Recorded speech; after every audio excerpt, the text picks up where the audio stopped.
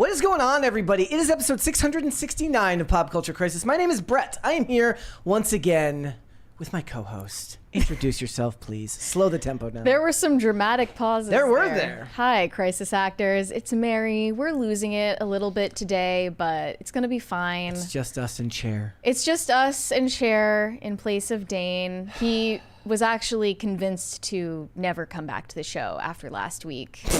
Which that till just now. I will fully take the blame for that. That was my fault. I kind of bombarded him with so much psychologically disturbing material that I couldn't have expected him to respond any other way. So you're never going to see Dane again. Yeah. We hope that's not true. But we'll true. be fine without him. We don't need him anyway. That was very mean girl of you. That was very mean girl of you. We got a bunch of stuff to get into today, just us three with Cher over there. What are we going to talk about? Well, first things first, we're going to talk about Jenna Ortega, who has some comments come out recently in an interview that I saw people asking the question, is she secretly based? Or is it just that having a rational brain cell is so rare in Hollywood these days that you mistake common sense and business acumen for being based? So we'll talk about that concept. We're going to discuss that. We're going to talk about Ben Affleck and his midlife crisis that he's going through right now. Look, he married J-Lo. It's not working out all that well. Things seem to be falling apart. His hair now looks absolutely ridiculous. And we're going to discuss it. He's getting older now, so it's maybe like a little bit past a midlife crisis. Yeah, how old is he? I need to check. Officially, like, he's got to be in his 50s now, right? So that wouldn't be technically midlife crisis. Ben Affleck is 51. Okay. Wait, he's really only 51? I thought he was older than that. So maybe the idea here is that since he is of a wealthier socioeconomic status than the rest of us, we can assume that he's going to have the best health care, therefore he might live to 100, therefore he's in his midlife crisis. If we're giving him the charitable option. Correct. Sure. Yes. Correct. So we're going to talk about that. We're also going to talk about KinkTok and... I mean, do we need to explain what KinkTok is? I think you can tell. It's a very dark corner of TikTok that we're going to talk about today. Mary sent me this stuff and I haven't watched it yet because I'm putting off having to watch it until the show starts. I promise there are no dildos. It's that is true. Nothing any more sexually explicit than the cringe of the day yesterday. I cut that shit out of the show yesterday.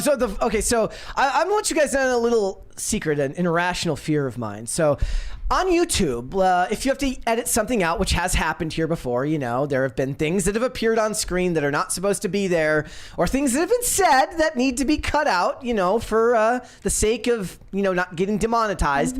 And you can clip in, if you have a YouTube channel, you know what I'm talking about. The ability to edit on YouTube is really bad. Like, it's not user friendly. It lags. It's very, very bad. And one of my irrational fears is one day, instead of clipping it out, I'm going to clip everything around it. So the only thing left in the episode is the thing I'm trying to get rid of. So yesterday's episode would have been just dildo. Yeah, that was my fear, and it'll happen eventually. It'll end up being the worst. You have a lot of irrational fears like that. Yeah, they make no sense, but you know, plan for the worst, as they say. Yeah. I'm kind of a doomer in that respect. I kind of expect that everything's going to go wrong all the time, so that when it doesn't, you're pleasantly surprised most of the time. Yeah, you keep your expectations in hell. Yeah, pretty much, you know. And so, you know, they say like shoot for the moon so you land above the stars. They say shoot for like ground level, and if you end up in the air, you're like, holy shit, this is awesome. Yeah. Yeah, it's perfect. That's life advice from me, guys. So that's what we're going to talk about today. And hit the like button on this video and subscribe to this channel. If you have not subscribed here yet already, please and thank you. And share the video with your friends, your family, your loved ones, haters, people you like, people you only like a little bit, mortal enemies, all of the people in between. The more people you share it with, the faster shows like this grow. It is the best way to support content creators that you enjoy watching. So thank you for that. And remember, as always, guys, all super chats $20 and over, we will interrupt the discussion. We will read those super chats right then and there, and then we will get back on topic as best as we can. So if you're ready, then Mario, we can go ahead and get started. Try to keep the energy up. You ready? I'm trying, and I'm ready. First things first here, ladies and gentlemen. So there is officially a new poster out for Bambi, The Reckoning. This is a haunting season? Yes, it's not hunting season, it's haunting season. Okay. So if you guys don't know, this is in the same universe as Winnie the Pooh, Blood and Honey. And I went and read the synopsis for this movie online. I love it. So this is the premise. After a mother and son get in a car wreck, they soon become hunted by Bambi, a mutated, grief-stricken deer on a deadly rampage seeking revenge for the death of his mother. Okay, the concept of him being a mutant is new. Yes. I didn't know that was going to be incorporated into this. And why would it be in the same universe as Winnie the Pooh? Blood and Honey? Same, I think it's the same studio making it. I mean, I know it's the same studio, you just, because I don't know. Because they're old fairy tales. Yeah, we're going to like multiverse all of them. Yeah. Okay. I guess I'm like kind of excited for this. Think about the infinite number of characters that once they go into public domain. Like, imagine a rabid Snoopy attacking you. Yeah, we'll still have some time to wait for that, but it'll come. And one comment said, "You're ruining the Disney look. No one asked for this." We definitely asked for this. We asked for this. And I don't know who needs to tell him, but Disney doesn't own Bambi anymore. And horror movies get more leeway than regular movies when it comes to stuff like this. Yeah, and the entire point of it, as dark as it sounds, is to take something that was special to you in your childhood and warp it into something dark and twisted. Yeah, that's the whole point. Yeah. Right? So stay tuned for that one. I don't know when it's not on the slate for this year, I don't believe. So it'll be coming out next year. Yeah, it says releasing, it's in 2025. We missed Blood and Honey too. Yeah, so I don't even know, actually, I don't think it ever ended up at our theater. Yeah, it was a limited release. Yeah, I don't think it ever ended up at our theater like the first one did. But there was a pretty good turnout for the first one when we went to see it. Granted, nobody else was laughing inappropriately like we were, but that's supposed to be funny. And it was. I think. Yeah. So guys, stay tuned for that. That might be up your alley. We're gonna stay tuned and watch that when it comes out. I'm more interested in that than I was Blood and Honey 2. Yeah, me too. I want to see the original takes. All right, guys, you have to watch this. So somebody the other day created an alternate timeline where Robert Downey Jr. does in fact take over as T'Challa. Okay, here we go. See. Here we go, guys.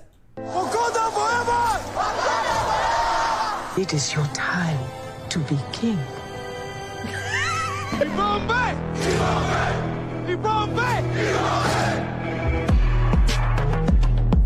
I am king of Wakanda. He is the dude playing another dude.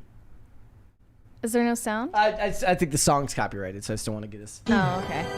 Yeah. So, look, the internet, I was telling you earlier, the internet was a mistake, except for stuff like this. Yeah. This is what the internet was made for. The internet was made for stuff like this, for racist memes, for Cities by Diana, and I refuse to call this racist.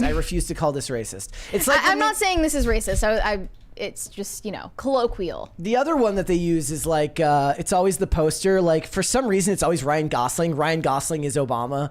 Ryan Gosling is Black Panther. Or anytime they're casting a white person, they jokingly suggest Morgan Freeman. Yeah, exactly. That's perfect. So this is Tropic Thunder in Wakanda. I said if they had done this in Deadpool and Wolverine, they could have gotten away with it. They could have gotten away with it. They would not. They wouldn't have done it. They wouldn't have done it. No, but they could have gotten away with it. They would not have gotten away with it. I think they would have. They barely even made gay jokes. I bet you they could have gotten away with it. They barely got away with that. Look, Ben You Stiller, cannot touch racial humor like that. Ben Stiller said that he would make, if they would let him, they would make Tropic Thunder 2, and they would bring Robert Downey Jr. back. And Robert Downey Jr. says he would Ben be down Stiller says that he wishes he were a black guy. True. So that would be go. his dream role, actually. All right. So iShowSpeed has been temporarily banned from YouTube for jumping over cars. Yeah, do you want to take a look at the Is it just because clip? it's dangerous behavior? I guess maybe he was promoting, you could say, dangerous stunts. I mean, that doesn't make any sense. If you provide a disclaimer. Skateboarding and rollerblading and bike riding and scootering, all those sports put their videos on YouTube. Well, those are sports. Maybe this should be added to the Olympics next time. Car jumping? Yeah, car jumping. But this is not technically a sport. It's just endangering your life. We do have the video of it here. He does the funniest little dance before he jumps. Come on. I like the Ronaldo jersey. Come on, come, another one, come. That's what she said.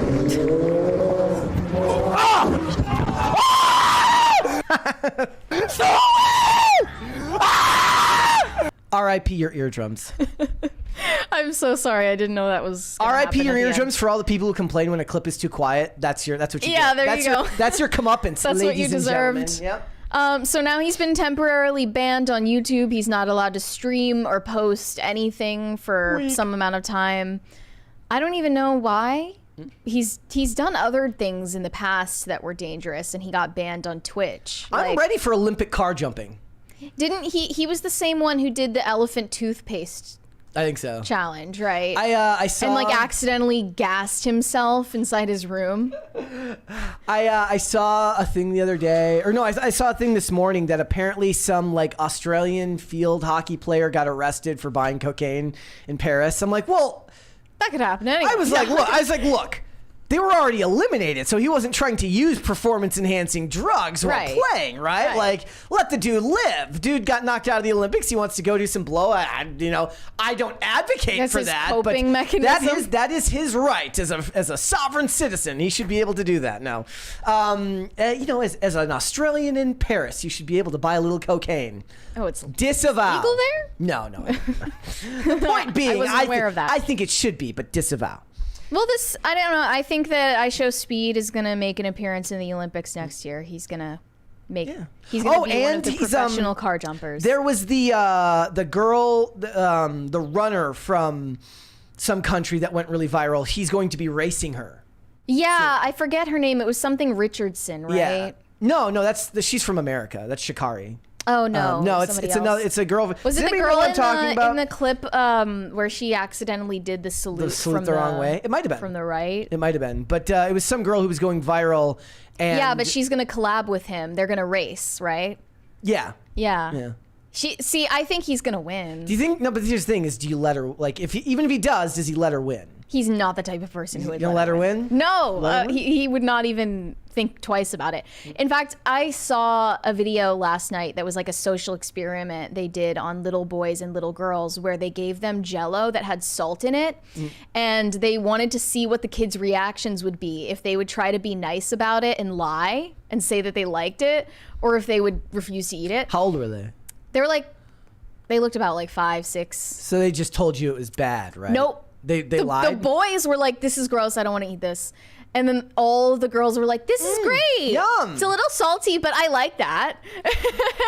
And then everyone was replying saying like, this is proof that the patriarchy teaches girls to be nice all the time and boys are taught to be little brats. And I'm like, no, they were literally born nicer. Wait. Girls are literally born more empathetic and agreeable and literally nicer than boys. That's just biology. But that doesn't make any sense. So they're saying that what the boys are doing is bratty, but then they're saying what the girls are doing by being nice all the time is wrong too. Right. That doesn't make any sense. I know. Basically they're saying that if the boys refuse to eat the Jell-O, that they're entitled because they were taught, being white males, that they run the world. But the little girls are taught to ignore the problem and be nice about it because they are subjugated in society for being female. They don't know any of that. They're 5. I know. But that's just my point. Is he's not going to let a woman win the race. That's not going to happen. It's like when like a lawyer or somebody who works in business takes a client out to play golf. You let them win because you want their business. You think Trump ever did that? I bet you he did.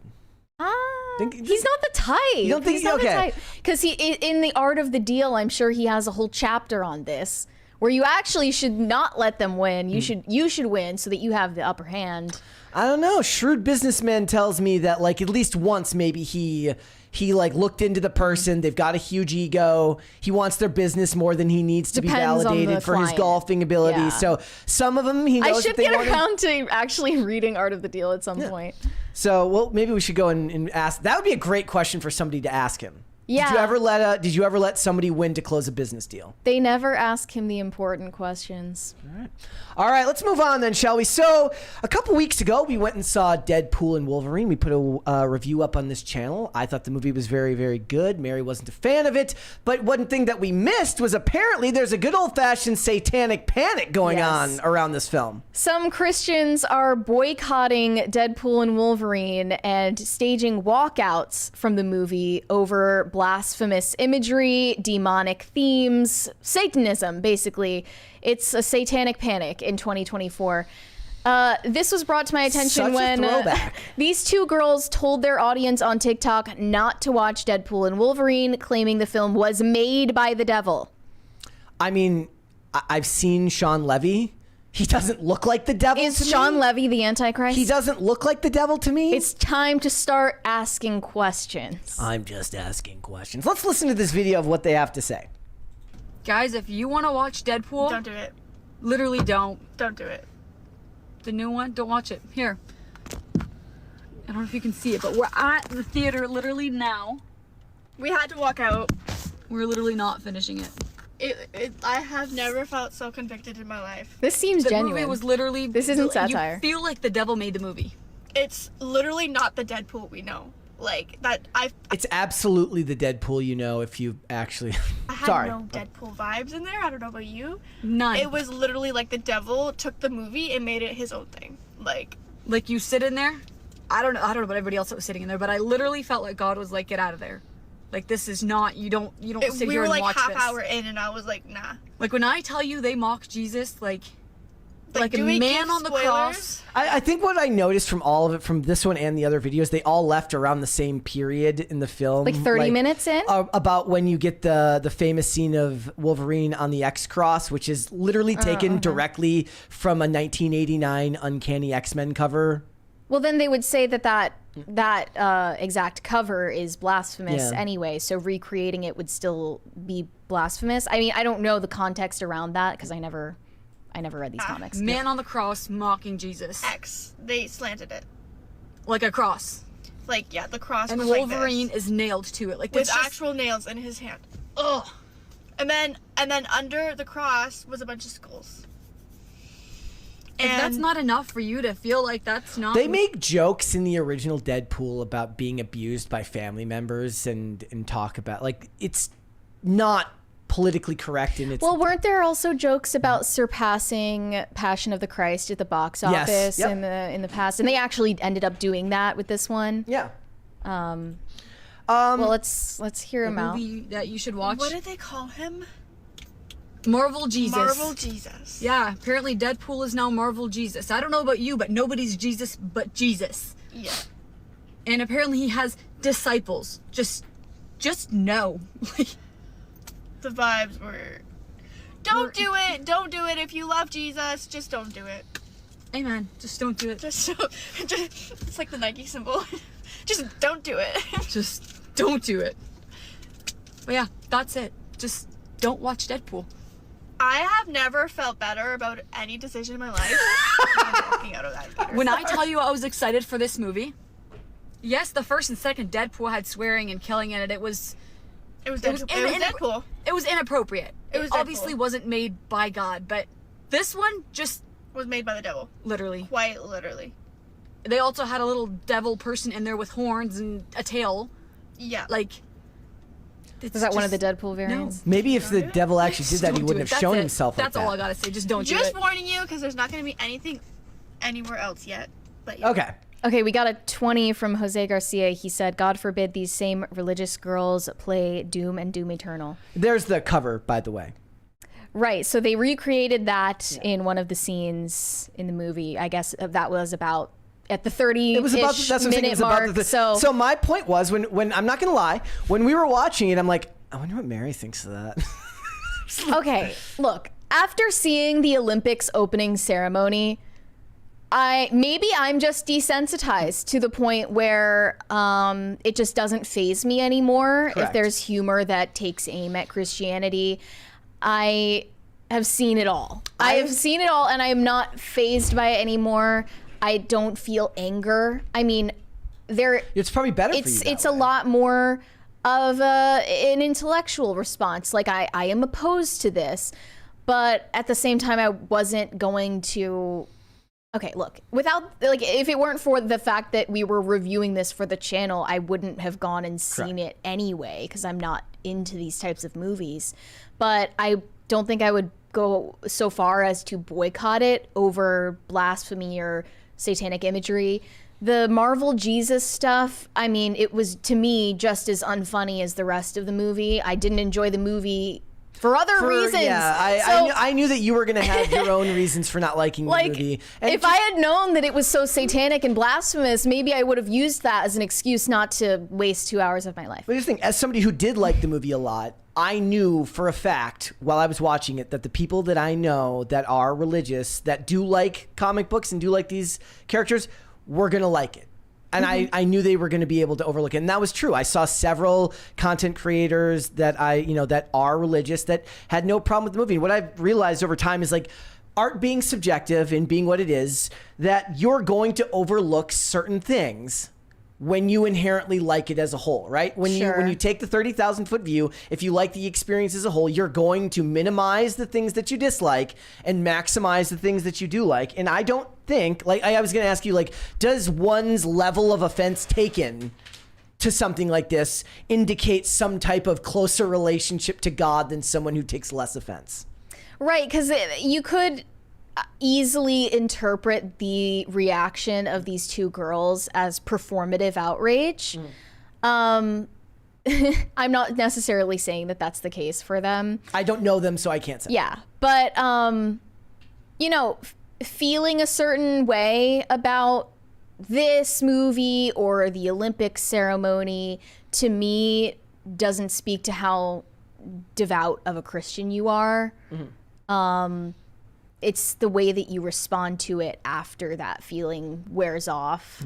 I mean, I shouldn't feel like they're disrespecting me, right? I should feel like they're disrespecting God. And it's not like a personal thing, so I'm not going to feel offended because I already know that, as a religious person, God is God and he has already claimed victory. So, like, why should I feel like, do you feel the same Marvel has any power? Do you think that the same is true when they poked fun at like if they're making fun of white people, right? Like, which is still a trope that's very, very common today. They love that. It makes me check out. Yeah. That's what it makes me do. It doesn't make me throw a tantrum. It makes me check out mentally. Yeah. And it takes me out of the immersion that you're supposed to have during any movie. That was my number one complaint when she says the line in the Batman. Yeah. I'm like, it doesn't make me angry. I was immersed in a story that I wasn't really enjoying, but at least it felt like I was part of an immersive world. Yeah, to me, and then it removes me from the world. The humor in Deadpool it was just, to me, giving very like mid 2010s Reddit bacon. Well, the thing is, you're not supposed to change it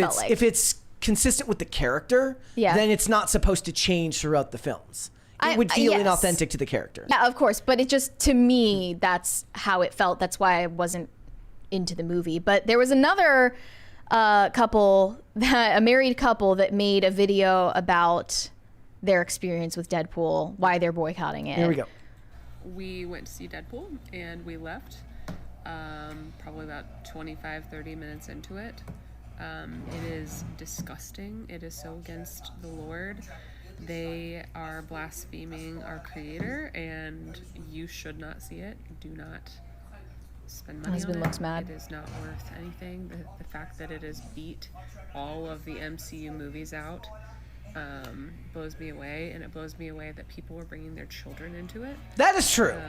We left that theater. We left 25 minutes in, and I didn't ask for my money back. I truly was so guilty that I even allowed us to stay in as long as we did, because it started off bad. But no joke, they used Jesus's name in it in a disgusting way in that 30 minutes, like 10 times at least. So if you're a Christian, do not see it. He looks mad that they left early. He's like, I spent money on this and I wanted to watch it. It's like, he's really mad. Yeah. I don't know. I don't like when people make fun of Christians. I think it's an easy target. It's low-hanging fruit. It's the only socially acceptable way to make fun of someone for their religious beliefs is if you pick on the Christians. They're definitely not going to, it's a tired trope to mention, but they're definitely not going to do such Every a thing Christian is Ned Flanders. Yeah. And they're not going to do this with other religions. They're only going to do it with Christianity. Like, he wouldn't have called himself Marvel Muhammad. No. He wouldn't have called himself that. Okay? That's just a fact. Turning the cheek has backfired on your movie-going experience when you're $30. There would be a fatwa on Kevin Feige right now if they chose to write that in as Marvel Muhammad, okay? And I've seen tons of fan art since the movie came out depicting Deadpool with a crown of thorns and the Sacred Heart, but there's a Marvel logo on it. And they're really leaning into that type of imagery aside from the film itself. And I think that it's hard for the average person who's not hyper religious to associate with it, right? They're just like, look, I don't attach myself to, because it's such a strong conviction for you that to the average person, they're like, there isn't much in my life outside of maybe my family and my loved ones that I would really feel that offended by you making fun of. It's like when people the other day were like, when Tim Walz got announced as like they're like, your state sucks. I'm like, yeah, I don't really. Like, politicians suck, and I don't really care if he's from Minnesota. Just because I'm from Minnesota, that doesn't offend me. Like, I'm sorry. Sure. Like, that's like it's the same mentality people have when they get mad when people dunk on their favorite sports team, and I'm like, bro, life. And I'm the one on here who's always like, I defend sports all the time to a lot of people, nerds who dismiss it and tell you it's stupid. I defend sports. I think joining sports and playing sports is extremely beneficial for kids and going into adulthood. I think everyone could benefit from it. But the team sport mentality has kind of found its way into all sorts of things. And when people like dunk on everybody and then they get mad when their team gets made fun of or stuff like that, I'm like, come on, dude. Like, you've got better things to do. Mm-hmm.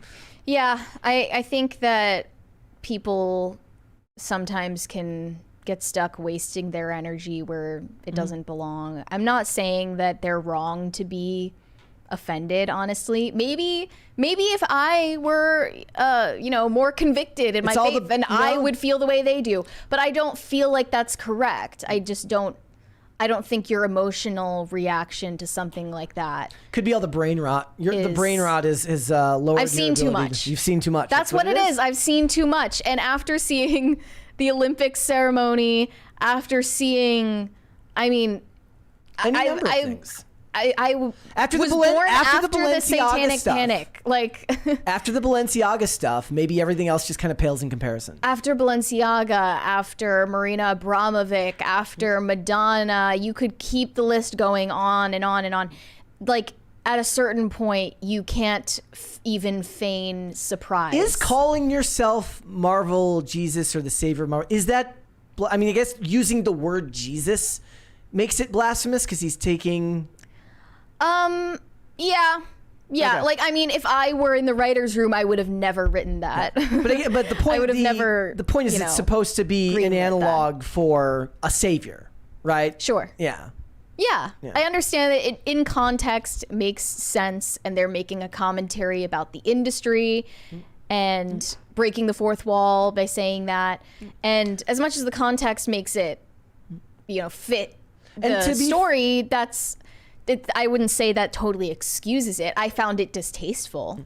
And to be fair, these ladies have, the ladies in the first video and the husband and the wife in the second video have every right to make these videos about something that they found offensive or they think mocks, their faith. But I'm just saying, call him Marvel Muhammad next time. See what happens. We'll have to wait and see. All right, let's move on then, shall we? Let's talk about the absolute flurry of political endorsements that are coming on from celebrities for the politicians these days. Yep, the celebrity endorsements and donations are just pouring in for the Kamala campaign right now. First off, Beyonce just made a huge donation to Kamala's campaign of $4 million. No one is surprised by that. And it's not like she even needed it, but now, you've got the Megan Thee Stallion fan base, you've got Beyonce's Beehive on your side too. So you've got Hotties for Harris on lock. And now there's a rumor that Taylor Swift's endorsement is just about to make its way to the headlines. Look, a lot of people think that you said this is just a dancer in one of her videos. Yeah, so Dom Lucra posted this image that Taylor posted on her Instagram saying Taylor Swift is reportedly about to endorse Kamala Harris. She uploaded this photo to Instagram, which appears to have Harris in the background. And you can even see on the screen in the background, it looks like she's walking into something that resembles the Oval Office, if I'm not mistaken. But you can see this shadowy figure wearing a pantsuit, waving to the crowd. I mean, the pants look a little too cuffed to be a politician's. Yeah, well, I investigated. I went through the picture carousels on Taylor's posts, and I saw that thousands of dollars per endorsement.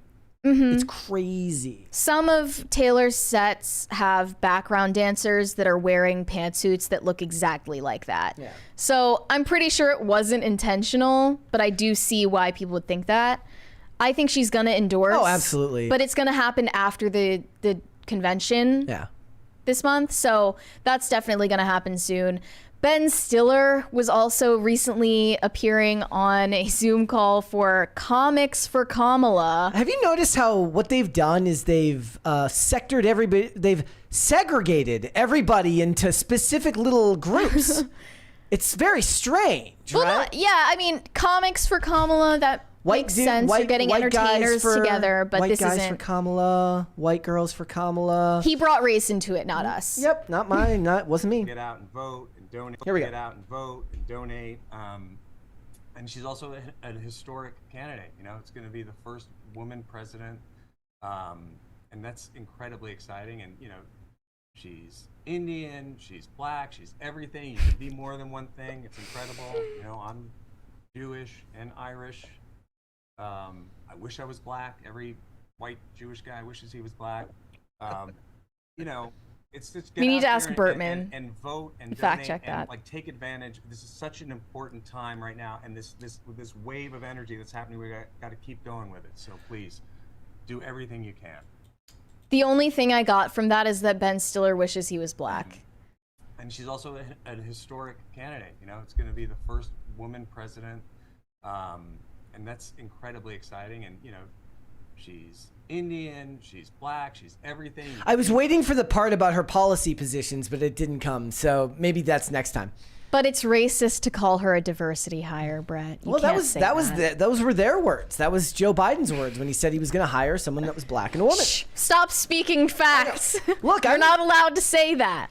There's a weird cult of personality that's growing, and I do think that the right should be worried right now. Whether it's manufactured or not, I don't think that actually matters anymore. Mm-hmm. When you talk about them manufacturing any type of like buzz around a candidate, ostensibly that's true to life now. The internet makes it reality. Well, there was this new whistleblower report about the Democratic Party and Kamala's campaign paying influencers for content that promotes Kamala and not disclosing the fact that these are paid sponsored posts.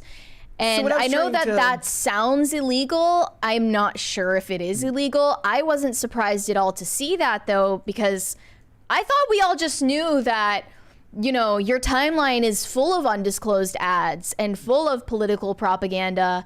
I thought we were all aware that these influencers were getting paid and that, you know, people with master's degrees in communication and media were making Kamala brat memes. Like, I thought we all knew that. No, see, I think what the thing that people forget is like what you think of when you think of advertising for politicians, you think of the ads that they place on TV that are forced to put this was brought to you by the Harris for President campaign, blah, blah, blah. Right. Or you think of a celebrity politician who endorses a candidate and then donates to them.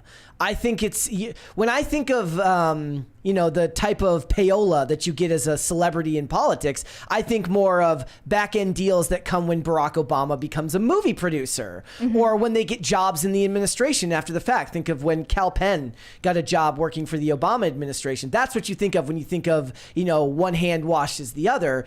It's very different these days to think of because there's just so many more celebrities now than there were even 20 years ago. ago because of the internet. So back in the day, you had the anointed from Hollywood, and that's what you thought of as your base of celebrities who you could use to promote your candidate. Now it's fractured off into thousands of mini celebrities, all reality with their own stars, influencers, and paying them, and them not disclosing it to a lot of people who are into older politics might think of that as egregious. It is. Yeah, sure. In a lot of ways. It's especially underhanded. when it's egregious when you think that the whole point behind that type of internet celebrity is most of the time they're liked because of their personality, right? So you're selling part of your personality, you're selling your, the reliability of your word for money. You are literally selling your soul for money. Yes. That's exactly what it is. I mean, people talked about this with Harry Sisson, right? Yeah. Who was surprised that Harry Sisson was on the payroll after all? I mean, the shilling was so obvious. I just thought we were all aware of that. But yeah, there are TikTokers who are being paid for posts in support of Kamala. Which to me is just very different than when I think of a celebrity who donates to a campaign. It's not the same thing as like Taylor Swift tweeting like, I heart Kamala. Like that's not the same thing. But don't worry, if you're a fan of Donald Trump, everything's going to be okay. You want to know why? Because Joe Exotic has endorsed him. Yep. Let's go! Joe Exotic tweeted, I have suspended my campaign to fully endorse Trump for 2024. He has been my man for years. Harris will get us all killed if Biden doesn't sooner. He did what they all wanted Ron DeSantis to do back before. You didn't even know that Joe Exotic was out of jail? No, I was like, I thought dude was still in jail for some reason. Slammer. No, I think he's been free for a while. Yeah. Unless this was posted by somebody else. That's even better if that's true. But yeah, he's all in for Trump. So even though Kamala has Taylor Swift and Beyonce and Megan Thee Stallion Trump and Ben has Waka Stiller Flocka. And who else? You have Brad Pitt and you have Matt Damon. George Clooney. You have George Clooney and literally all of them. Literally all the celebrities. Trump has Joe Exotic and Aiden Ross. Waka Flocka Flame. And Waka Flocka Flame. And 50 Cent. Yes. Not even 50 Cent, really. Oh, 50 Cent jumped ship? I don't know if he ever actually, I think he just said that, surviving the assassination was crazy. And I don't know if he actually endorsed him. Okay. Anyways, we'll the see. point being, there is somebody who is taking the business approach to all of this. The hero we need right now. Kai Cenat Says that the Secret Service keeps contacting him about a Kamala Harris stream following Trump's appearance on Aiden Ross's channel. He has declined and wants to avoid political content. That's great. He's in a storage unit. Secret Service calling me 5 times, nigga! I don't know goddamn shit about politics, my nigga. I don't know nothing. I don't know what my political views are, but it's this. I don't know not a goddamn thing, my nigga. Spirit animal. I got the... Okay, so we know where he stands on that. He's not going to be taking any sides. He's not going to be taking any checks. That's what I want everybody that doesn't know about politics to do, right? Rather than just being like, wow, $20,000 just to say that I'm voting for you? Awesome. I'd be like, bro, it's like when back in the day, before I got enamored with politics to an extent, which I was more so before I started this job and got just too busy to care these days. Before I cared about politics and people would ask me like, who are you going to vote for? I'd say like, I'm not going to vote. And like, why? I'm like, because to me, I'm an idiot. An uneducated vote seems way worse than just like picking a candidate and voting or going off what your uncle or best friend told you was the right choice. I don't know, because for me, as close of a single issue voter as I can get is about the issue of abortion. And since I know that is so starkly partisan, I would feel perfectly fine about voting down ballot red. But if you don't know I would feel anything perfectly fine about that. If you don't know anything about anything, you could. This is why I always say that party affiliation should be removed from all ballots. There should be no party affiliation on there, so you can't vote down ballot. You should be well aware of everyone that you're picking. But if that happened, people would just send out a bunch of infographics to tell you exactly who's who. I know, who's but affiliated with I'd what. rather make them work harder. That means that means the people actually have to read the infographics. I at least rather make them work for it. I don't see how that would be a real solution to anything. There's plenty of people that don't even. The real solution would be not having universal suffrage in this country, which is a bigger conversation. People are default liberal in this country, and they will vote down ballot blue without looking into it at all. If they don't know down ballot who they are, then that at least prevents them from. I do the same thing. How am I any better than them? But you are more informed than them. Doesn't matter. I'm voting down ballot, like you said. That's a bad thing to do, right? You're more. I do think it is, but you're more informed in general than the average person who does that, who's bought into the idea that the default state of any country should be generic liberalism. I don't know. Maybe I should. Which, as you know, move to Hungary. There you go. Right. I don't know. I see this and I just think, make not caring about politics cool again. Yeah. That would be cool. I mean, as long as it stays within the realm of streamers and celebrities, you can do the thing you're best at. Let the people who care about it, and let the people who want to talk about politics do so, and let the people who care about it deeply vote. And if you don't do it. Yeah. All right. What would you like to see? Cringe or cute of the day? Let's do cute first. Cute first? Okay. I want to build some anticipation for the cringe. All right. Is it that bad? No, I don't think it's bad. I think it's funny. Okay. All right. We'll do cute of the day then first here, ladies and gentlemen. Let's get rid of that. Go over here. All right. First things first from Corey Anderson.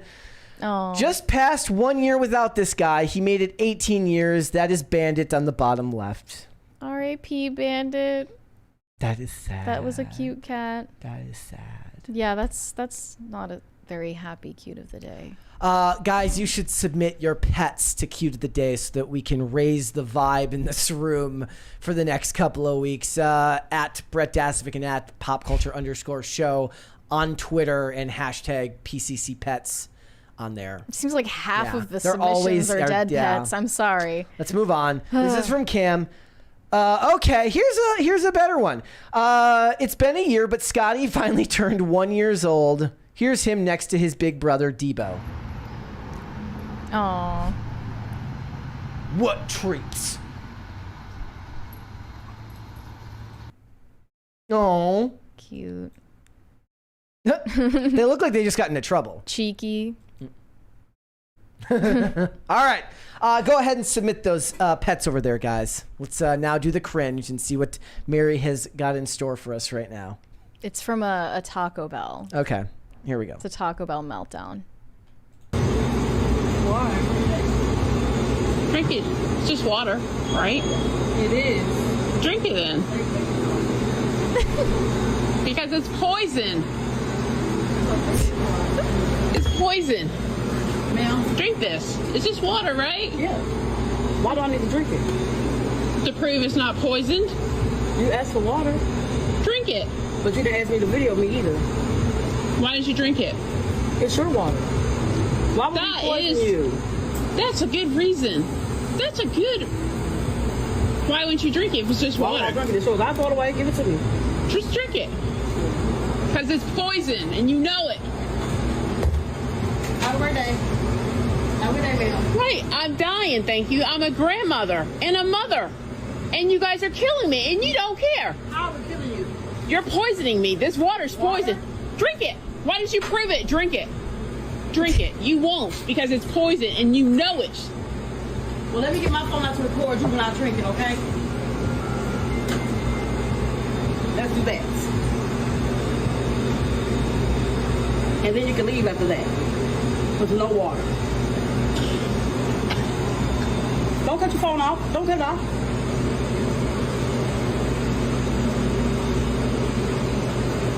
Please don't cut the... What the hell? At first, I thought it was like a young person just trying to ruin someone's day by making lame content, but I think she was being serious. she says, "I'm a so she's mentally ill." She must be. She's mentally ill. I mean, maybe that's the effect of the poison. I don't know. Seems like she might have a point. It was literally, "Ma'am, this is a Taco Bell." This is a Wendy's drive-thru. Ma'am, this is a Taco Bell. Oh, that was awful. All right. Calm down. That wasn't, I mean, yesterday's was worse. So let's go ahead and move on. Let's talk about Jenna Ortega. Yeah, Jenna Ortega gets so much undeserved media backlash, it seems. So first they were mad at her because she didn't let them ruin the Wednesday series by making it cringy. So she changed her own lines in the middle of filming. And then they were mad at her because she smokes cigarettes. And I'm sure I've missed at least 5 other controversies in the meantime. But now they're mad at her because she has talked about the problem of political correctness in Hollywood. And this is a result of her co-star on Scream 7 getting fired after posting about her thoughts on the conflict in Israel and Palestine. Jenna Ortega has posted in support of Palestine in what is an increasingly tense moment in Hollywood. Her co-star Melissa Barrera was fired from the 7th installment of the Scream franchise over her posts likening Gaza to a concentration camp. And I looked into a thread. I found she had posted about this literally hundreds of times. So it wasn't just passing comments, it was becoming her entire social media presence. Very vocal about it. And that's whether that's appropriate for her public standing and her affiliation with these other companies is another conversation. But the production company associated with the movie said, "We have zero tolerance for anti-Semitism or the incitement of hate in any form, including false references to genocide, ethnic cleansing, Holocaust distortion, or anything that flagrantly crosses the line into hate speech."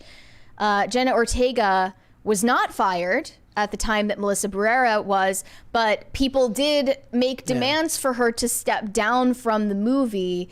She ended up having to leave the project for scheduling reasons. I don't think she should have had to leave the movie. Other people assumed that she left the project because she was trying to stand in solidarity with her co-star without overtly saying so. But they asked her for a clarification on what happened there, and she told Vanity Fair, "The business we work in is so touchy-feely. Everybody wants to be politically correct, but I feel like in doing that, we lose a lot of our humanity and integrity because it lacks honesty.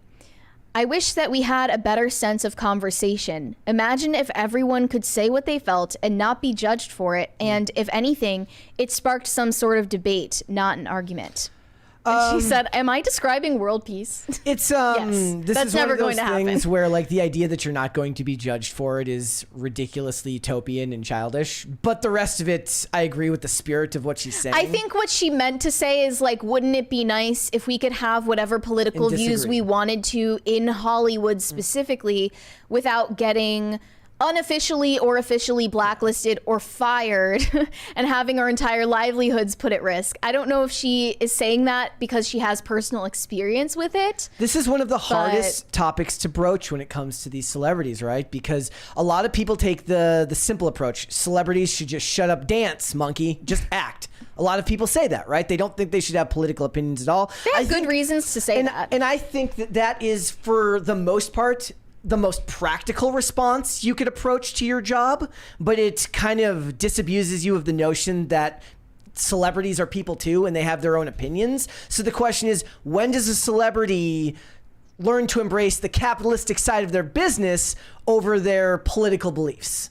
And I don't think you should lose your job just because you have a fervent desire to talk about Israel and Gaza. But at the same time, you have to understand that the producers aren't taking the First Amendment approach. They're taking the I'm trying to make the most money possible approach.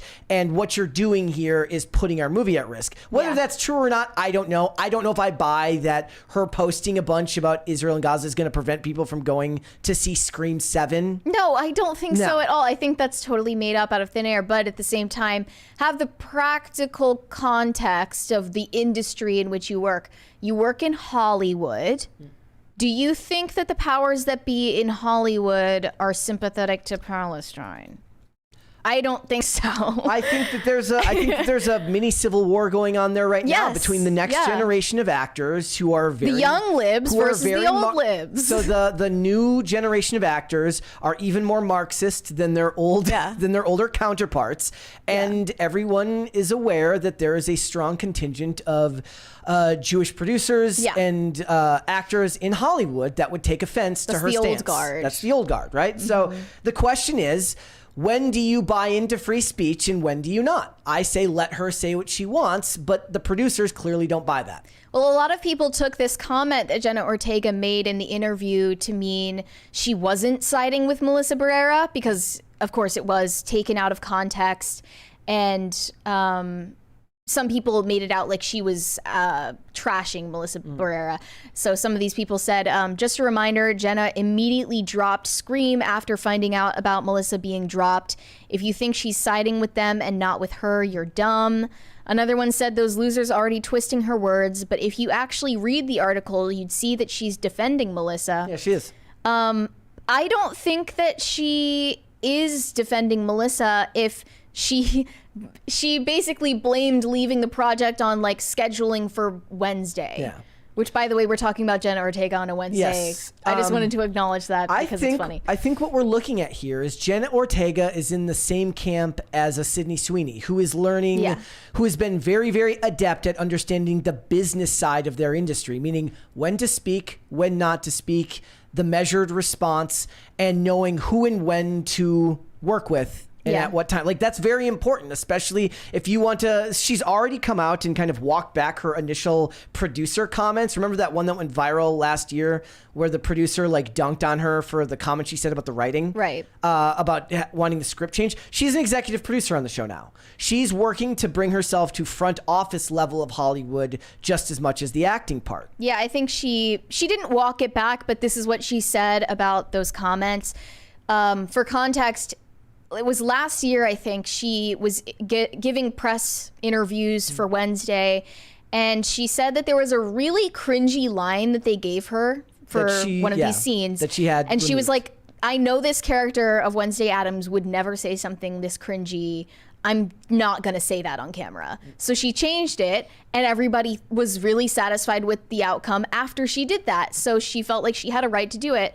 And some people said that she was an entitled brat for doing that, and she should actually just say whatever lines were written for her and not make a bunch of demands.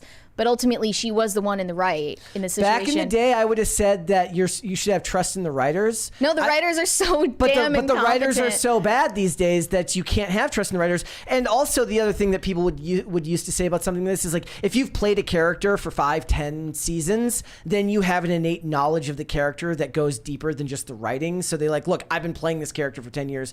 They wouldn't say that. So it's a little bit harder to buy that she would know it within the first 8 episodes, but she was right. Yeah. And a lot of times you're not judged on what your intent was, you're judged on the outcome, and the outcome was favorable to her. Ask for forgiveness, not permission. Is the move. So here's what she said about, that situation, the firestorm that followed. She said, to be fair, I think I probably could have used my words better in describing all of that. Sometimes I am such a rambler. I think it was hard because I felt like had I represented the situation better, it probably would have been received better. I think what we've learned is that even the most politically inclined actor can be liked by the masses if they have just a modicum of common sense. And I think her desire to create a good product that seems away from the typical identity politics endears her to people that might otherwise criticize her. Right, but here's the catch about identity politics is she, in another part of this interview, talks about what it's like to be a Mexican in Hollywood. She says, Mexican people are considered a risk in Hollywood due to America's current socio-political climate. Reflecting on her incarnation of Wednesday Addams having Latino heritage, she asserted that the reason she particularly liked how her character's background was treated on the show was because it was not being shoved down your throat. There's nothing worse than when they have the side Mexican character who's carrying the flag on their shoulder. We're so much more than that. She noted then that in her experience, The fact that actors from her background can actually carry projects has not made it through studios' heads. There needs to be a little more faith in what we bring to the table. Maybe that means all of us banding together a little bit more and creating these projects for ourselves. I would love to be able to craft stories that show how powerful we can be. She is solutions focused and not problem focused. She also turned to the topic of, she basically said that it's because of the socio-political climate that Hollywood is hesitant to put Mexican actors or actresses in lead roles to carry these projects, which I think is BS. Yes. But she attributed this to anti-immigrant sentiment in America, saying it's so corny, but in terms of the land of the free and the home of the brave, Mexican people are considered a risk. Even the term alien is insane when we're speaking about human beings. So she's showing her age there too. She's a lib and she's a Gen Zer. Yeah. I don't think you can expect to hear any different from her. And you know, maybe she, in a bit of a cynical way, is using her ethnic heritage to get ahead in Hollywood. I wouldn't blame her for doing that. And if I were in her position, I would probably do the same thing. If I have to listen to the meanderings of a celebrity talking about these topics, I'm going to listen to her more than I'm going to listen to John Leguizamo. Yeah, oh my gosh. Okay, and here's the thing. Do you want to be Sydney Sweeney or Jenna Ortega, or do you want to be Melissa Barrera and Rachel Zegler? Take your pick. Which way, Western women? Do you want to be Jenna Ortega or Rachel Zegler? Like that's really you have two paths in Hollywood. You can either be the annoying, entitled, indoctrinated, ideologically charged brat, or you can actually have some sense of the fact that this is a business, and that you're not in theater in your high school anymore, and that there are actual millions of dollars at stake.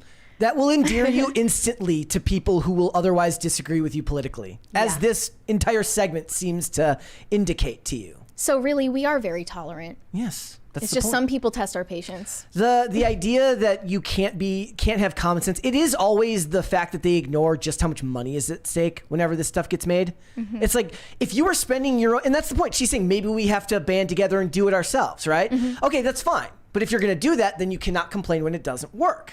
If you are going to tell those stories. She's also, made a lot of.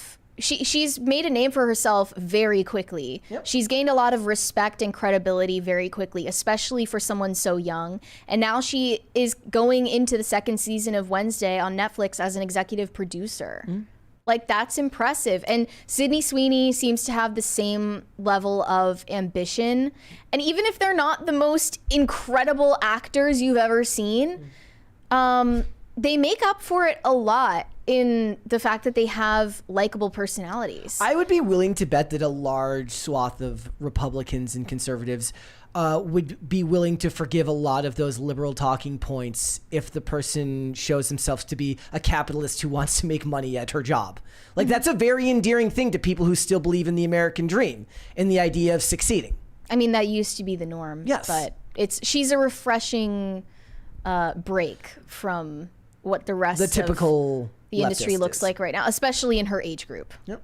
Yeah.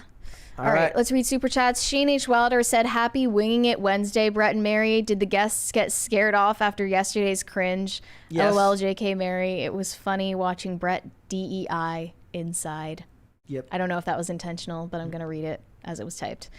Yeah, I think I've scared everyone away. Sarah's never going to come back. Everybody's gone. Dane is never going to come back. It's over. Yeah. Shane H. Wilder, Chair's best guess. He never argues, very based. Look at him. He's being very polite and quiet today. He's looking submissive and breedable. Shadow Zero said... What? You never heard that before? No, yeah, I just wasn't expecting it in this moment. Okay, continue. Okay. Shadow Zero said they're adding community notes to YouTube videos. Yeah, we talked about that a while back. But hasn't that been a thing for the longest time? No, we're not. We're talking like people are allowed to submit community notes. We're not talking about context notes from Wikipedia.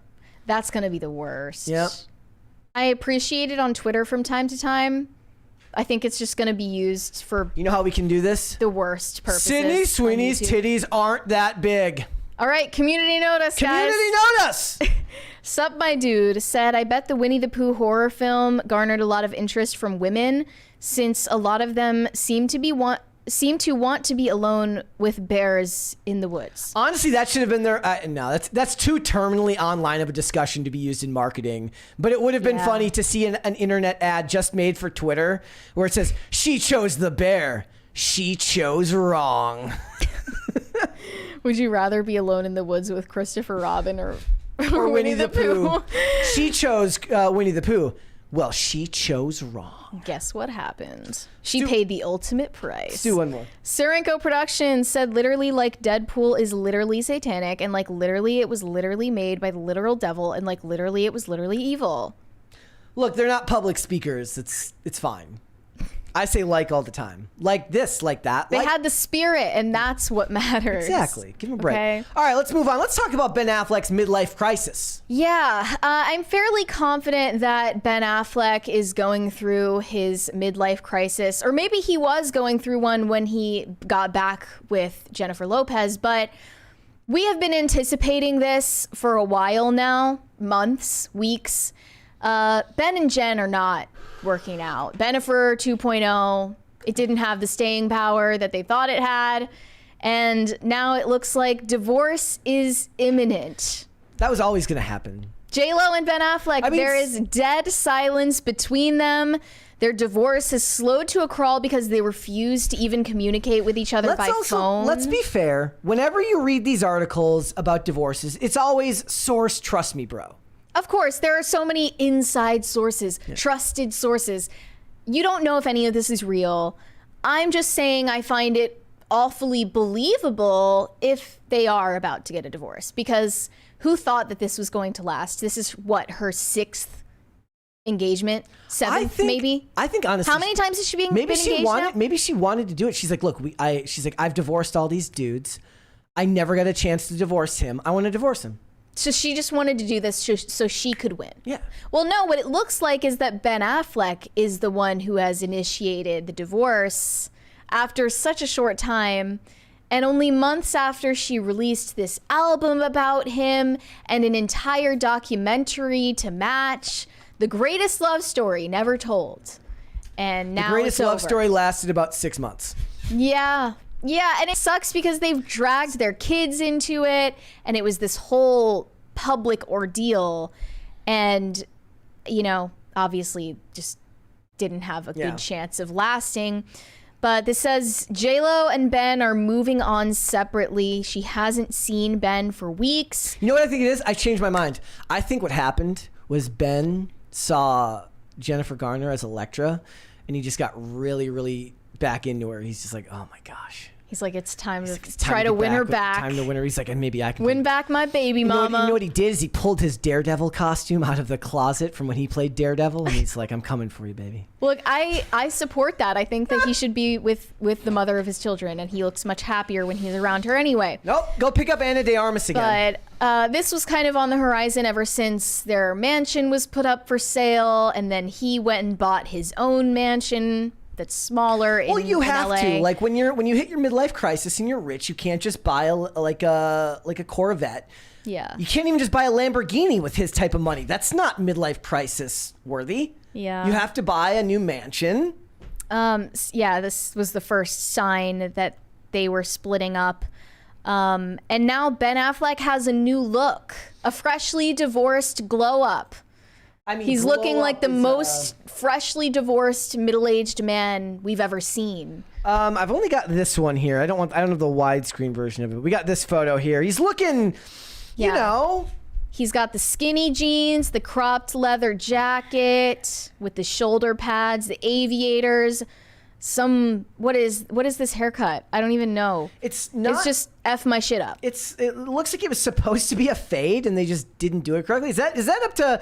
I'm sure we've got people. That's a high and tight right there, right? Yeah, that's a high and tight. Like somebody with military experience, please tell me, is that up to regulation?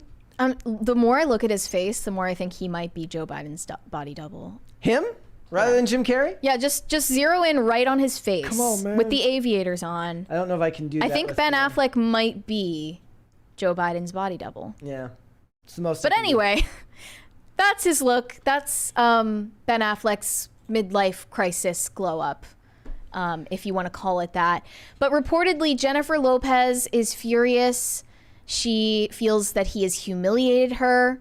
He was the one who initiated getting back together, and now, ironically, he is the one initiating their divorce after only so many months of trying to work it out. You know what it is? He's humiliated her because she made such a big deal that he's the love of her life. They had 2 weddings a couple of years ago, one of them in Vegas, one in Georgia. This is some kind of a record. They're not young kids anymore. I'm picturing somebody who's like J-Lo's best friend who also is coincidentally into scrapbooking, having all of the invites to all of her weddings. Yeah, she just has all of the info. Yeah. That's who's selling stories to Page 6 right now. I mean, I just can't respect this kind of behavior from people in their 50s. It's not cute. You dragged your own children into this situation and dragged your family drama into the public eye. It's embarrassing. You're acting like teenagers in your 50s. And Ben Affleck is still very much a hard worker. He's always working on some new thing with Matt Damon. Like, focus on work. Focus on work. I don't know what came over him. What made him think that this was salvageable in the first place? Time heals wounds, right? So she was crazy. And then he got 10 years apart from her and 20 years apart from her. Now he's like, maybe she's mellowed with age. That definitely didn't happen. He's like, dude, she's still hot. Like that's what that's me impersonating him. He's like, wow. Look, she aged like fine wine, but she did not get any less crazy. He's like, she's still over time. He's like, she's still conventionally attractive. Maybe she's changed as a person. It's just in those 10 years they spent apart. 20, right? 20, it was like the early 2000s. Yeah, this was back in what, 2004? It was around that time. Originally planning to get married. In the 20 years that they spent apart, I guess he assumed something changed or he forgot how crazy she was. It happens. And, made the same mistakes all over again. Or he was trying to feel young again. Yeah, maybe that's, like that in itself, this whole relationship was a midlife crisis for him. Yeah, for both of them. For both of them. I mean, yes, of course. But, I mean, she has a bad track record. You could have seen this coming a mile away. The haircut is a horrible indicator for him. Yeah, it's like you're a Hollywood celebrity. You can afford. Is it for a role? That's very well. I mean, the reason why you wouldn't think it's that is because the rest of the outfit falls painfully in line with it. Right. Like the haircut falls in line with the. The only thing that was missing was his depression Dunkin'. Yeah. The only thing missing is his depression iced coffee. So, maybe he's at peace with himself at long last. I mean, maybe it's all Suge Knight's fault. Yeah, so you brought this to my attention. Apparently, Suge Knight has some explosive allegations against J-Lo. Suge Knight is known for spinning a yarn. Okay? He makes a lot of statements, okay? But now, Suge Knight has brought to light explosive claims regarding FBI tapes that allegedly involve Sean Diddy Combs and J-Lo. He's basically saying that the FBI showed incriminating footage of J-Lo to Ben, and that's what convinced Ben to leave her. So my question is like, was it Ben's role in a movie that got him contacts at the FBI? Like, how did the FBI go about, getting a hold of him? Like, why would they show him police evidence of his wife committing federal crimes? To be fair, like, TMZ got a hold of tapes of Diddy beating up Cassie in a hotel 10 years late. Well, no, essentially what Suge Knight is saying is the FBI wanted to warn Ben Affleck beforehand, before this got anywhere near public knowledge, so that he could save his own reputation in the white world. Because he's a powerful and respected white man in the white world. That's what he said. So we have the audio here if you want to play it. Is it in this clip, the one that says Diddy raids involve J-Lo and Affleck? Mm-hmm. Okay. When he sees the shit that her and Puff was doing. World politics what makes the difference. Is this it? When they go raid Puffy's house, and they get all these videos of J-Lo doing this and J-Lo doing that, and they know the fact that J-Lo lied and said that the gun was Sean's or whatever, and sent that man to prison and destroyed his life, and she knew it was Puffy. I'm quite sure they probably called and the FBI gave respect and a courtesy call of Ben Affleck. It's a white man who got respect in the white world. I'm quite sure they said, we want to show you some things. It's about your wife. When he sees that her and Puffy was doing and who they were doing it with, I'm quite sure they gave his ass those tapes. And I'm quite sure he can never look at her the same. I'm quite sure they heading for a divorce. Because, you know, that's a man who had a good life. Here's the thing. I'm more inclined to believe that the FBI would use such a thing as blackmail more than I will ever believe that they would use it as some type of courtesy call. Hey, it's like, look, when he did Argo, the CIA was heavily involved in that movie, right? They're like, look, oh, you're going to make like maybe one day he's like, he wants to make a movie that's critical of the FBI. And they're like, hey, before you do that, look at this tape. Yeah. You wouldn't want this tape to find its way to TMZ, would you? Right.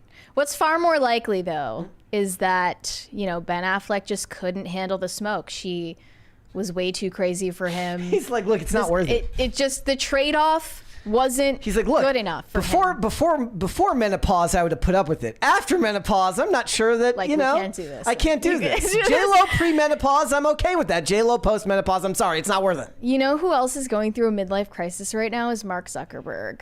Because he's like rehabilitating his image and at the same time like counteracting the stereotype that men in Silicon Valley are nerdy losers. He's like, who not don't care on my how they watch. look. So he's revamping his whole image and he's growing out his hair. He's starting to wear designer clothes and he's posting these videos of himself wakeboarding with the American flag, drinking beer, and all while selling your data to China and suppressing your free speech. they're saying that he's about to purchase Supreme. Like he's that about is like the most millennial midlife crisis purchase ever. They're saying that he's about to gonna acquire be a hype beast. Yeah, and that they're going to do a collab between Meta, Ray-Ban, and Supreme, where they're like the Meta glasses that are able to like take pictures and Google search things and stuff. Should I take off my Ray-Bans in protest? Yeah, you should speech? boycott. Yeah. So yeah, there's just, you know, some telltale signs, but Zuck is like, he's only 40 years old. Yeah. So he's at midlife. Yeah. Ben Affleck, based on average past age, midlife. Average based on midlife. Average, yeah. You don't have an excuse this time, buddy. All right, let's do some super chats here, guys. We're getting towards a crisis party. Come on. Shane H. Wilder said, "Read Art of the Deal. It is a good book." Do you think it was ghostwritten? Do you think Trump actually wrote Art of the Deal? I know how you can check. Read it in his voice, and if it doesn't sound right, he didn't write it. Okay. Corey Anderson said, "God has a sense of humor." Does God have a sense of humor about Deadpool? God has a sense of humor. He just didn't find Deadpool and Wolverine funny. Yes, he did. He's a dude. He found it funny. God is a dude. I thought we were referencing Jesus before. Okay. Jesus. Technically, yes. Yes. Jesus is one of the bros. He found it great. I can't right now. Andrew Jacobs said thoughts on Candace's newly released interview with Ye. Haven't seen it. I didn't know that she released that. You were just talking about him. No, yeah, her talking with, who was it? What Ray I J? saw on my recommended feed was her debate about transgenderism with Ray J. And I was like, that's kind of random, but okay. Should we talk about Israel-Palestine with Trey Songz next? Trey Songz? Wait, what's his history with that? Nothing. It's exactly, that's my point. Never mind. It has no connection. It's probably just because like Ray J had said Ray J talked about it, right? I think he like called it out at one point and then walked it back right but quick. Yeah. So I didn't know that she released the Ye interview. I heard her hinting that she would eventually. I wasn't sure. but that's definitely interesting. Never released before footage. JTR11 said he's a self-aware poser. Who? In relation to what? I don't even remember what we talked about a half an hour ago. Yeah, people are like, you said this on the show that day. I'm like, bro, I don't remember. If someone asked me, like, what'd you talk about on the show today? Literally. This happened. So anytime I would do a stream with Colonel Kurt, she'd be like, so what'd you guys talk about today? I'm like, well, it's funny you ask because I have no idea. And then I have to go and like surreptitiously look it up on my phone and be like, da da da da da da da da da da. That's what we talked about. We're kind of retarded. Yep. Booba said, I've been watching for a while, but I fully don't understand how the crisis meter works and why you do that. You dance? Love the show. Keep it up, y'all. Well, we can inform you. So as you just saw, money just flew by the screen. Yeah. Every time one of the lovely viewers decides to super chat, money is shot out of the money guns. And once we reach $100, it triggers a crisis party, which of course, if you don't dance, it's kind of like if you yawn and somebody else doesn't yawn, you're a sociopath. If the music plays and you don't dance, are you just a sociopath? I'm usually the only one who dances. Honestly, I feel like I'm alone in this. I jig. I do a little jig. Well, get us to a crisis party and we will both dance. Perfect. Surenko Productions said Kamala becomes Democrat presidential nominee. Joe Exotic. I will never financially recover from this. Trump MAGA 2024. Let's go. Well, you know what that means, right? We know exactly whose fault it is. That bitch Carol Baskin. Wait, I still to this day never watched Tiger King. I made it through. I didn't have. I was too poor for Netflix at that time, so I got it through other means, and I literally. Tubi. Yes, and saw the first episode. Was it interesting enough to keep going? I feel like it was this mass psychosis everyone went through. The more interesting thing about Tiger King isn't actually the show. It's the weird cultural phenomenon that it created on the internet at that time, because we were mid-pandemic. Right. Everybody's angry at one another. Everybody's being mean. Everybody's buying toilet paper for some reason and nobody knows why, and then yelling at you for not wearing a face diaper. And then out of nowhere, people just start the irreverent humor of Tiger King for 2 weeks. It's 3 weeks. Do you remember did you even have TikTok at the time? I don't have TikTok now. You never downloaded I've never had TikTok. Okay. Well, there were all these TikTok sounds about it, and it was like, killed her husband, whacked him. Yeah. Like that was you had the dance. 20 there from Pat the Plumber says dance monkeys. Well, we haven't triggered the crisis party yet. It's on the timer. We will. Don't worry about it. But I think I protested watching Tiger King. I watched all of Gossip Girl during lockdown instead, and I loved it. Loved it? Yes. Red Snow said it's been a couple days. Has everyone been praising Space King? I think it's just you, bro. Just you, man. Let's do one more. Shane H. Wilder said, I had to say DEI because YouTube won't allow the word. It won't let you say die in a super chat? That's just rude. That's so weird. I don't know how they'd come up with the rules. Let's hold off on the rest and let's come back after the fact. We've got to... Okay, or should we wait until the crisis party so we don't start talking about KinkTok and then all of a sudden start dancing? Actually, yeah, that's a good idea. Let's hold off. Let's read a couple more. Okay, Shane H. Wilder said, did Ben go full Al Pacino in Taxi Driver? No. Who? Wait, Ben Affleck? You know what I want to see? What I want Ben Affleck to do? I want him to show up at Jennifer Garner's house in the Daredevil costume and ask her to be his Electra. With a boombox. With a boombox. Playing and say, will you... My Love Don't Cost a Thing. Oh, that would be so good. Yeah. He plays a Jennifer Lopez song to win back Jennifer Garner. I mean, that's actually the only J-Lo song I know. Are there any others? There's a bunch of them. I never thought she was a great singer anyway. She's been scamming everybody this whole time. She doesn't sing any of her own songs. And even when she's in concert, she's lip-syncing the entire time. In the chat, put your favorite Jennifer Lopez song. Because whenever I'm put on the spot, I can't remember any of them. But put your favorite J-Lo song in the chat. We got a $50 super chat from go. Just Because I'm Free. Woo! Thank you.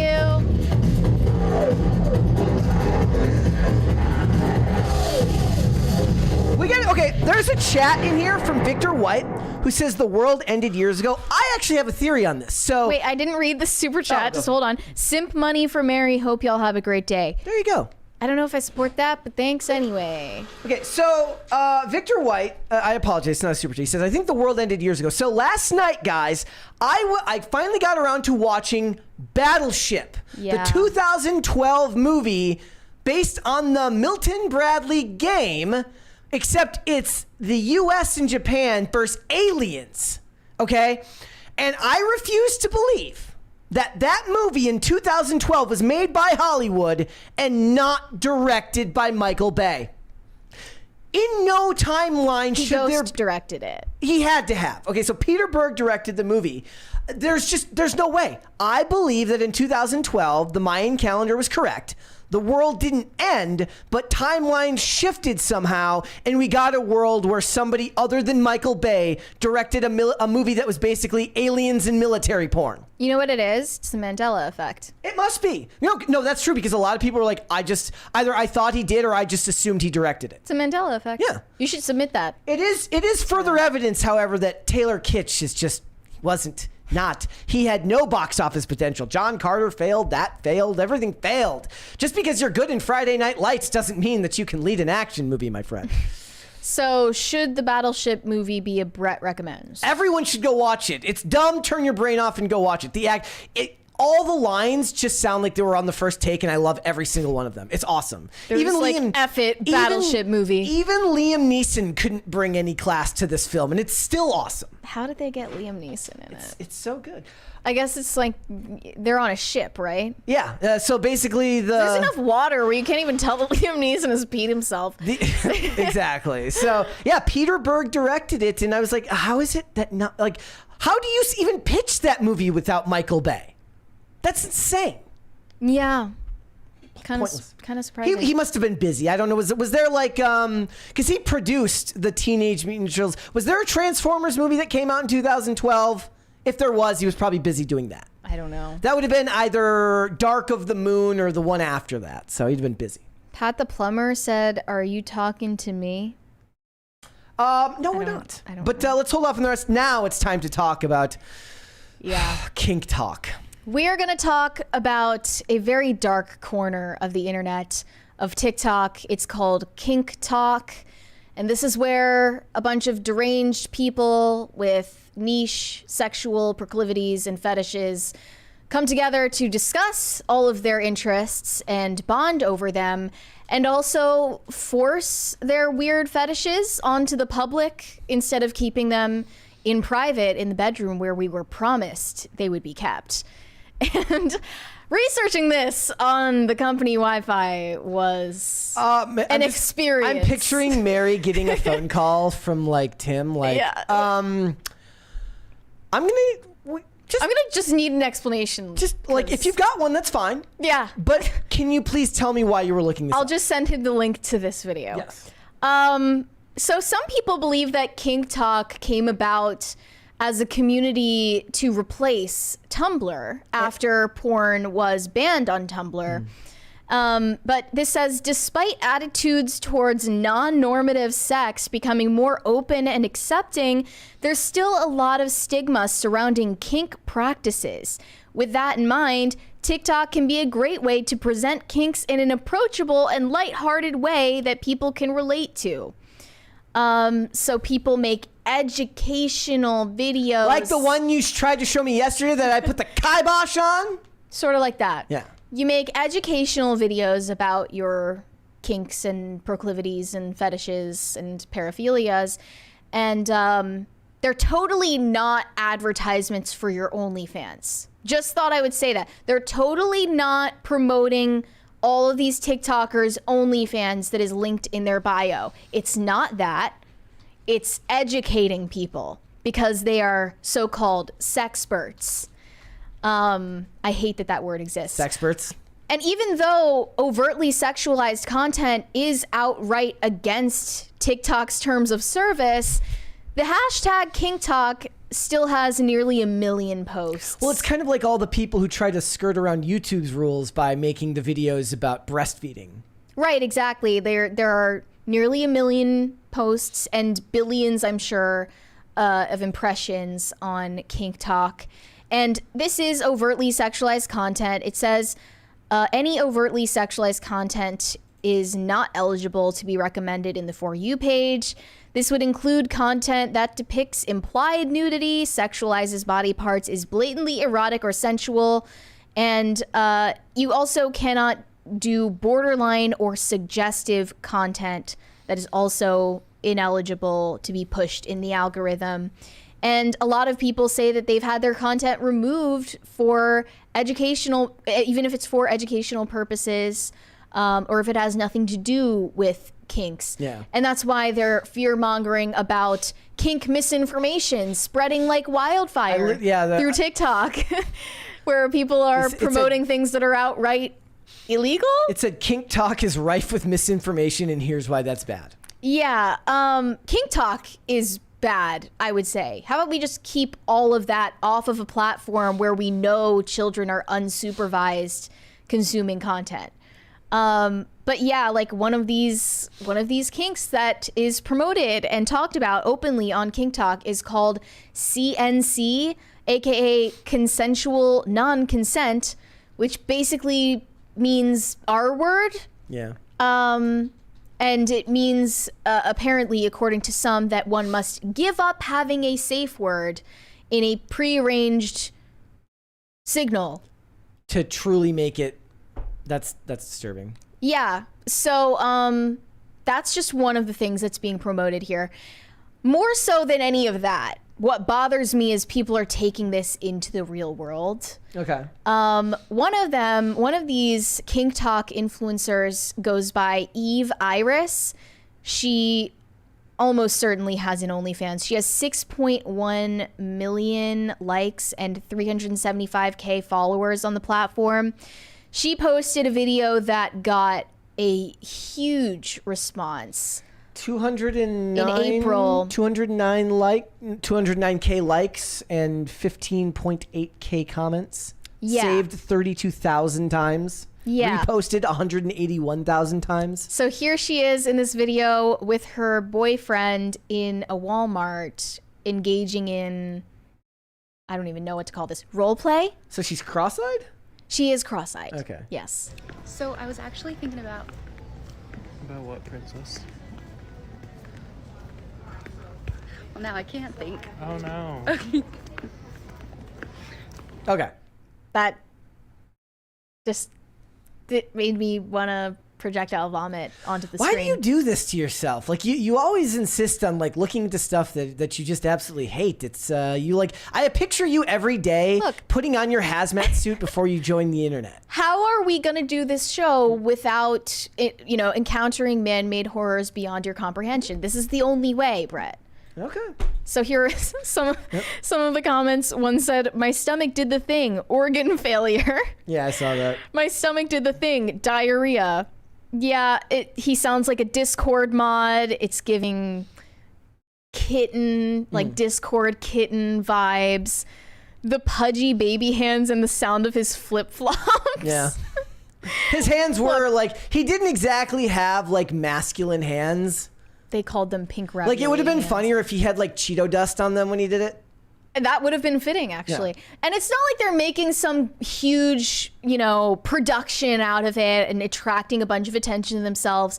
But just the fact that they're doing this in public and then they're posting it for other people to see. Because out they of context, probably scripted it. Out of context, it doesn't look like. No, yeah, absolutely. But out of context, it doesn't look like anything and it looks innocuous. In context, when you're watching it, it makes more sense. Yeah. And but I still had to see it against my will. So what's the difference between seeing it in person and seeing it on my For You page? It's not all that different. I still had to be subjected to your cringy relationship against my will.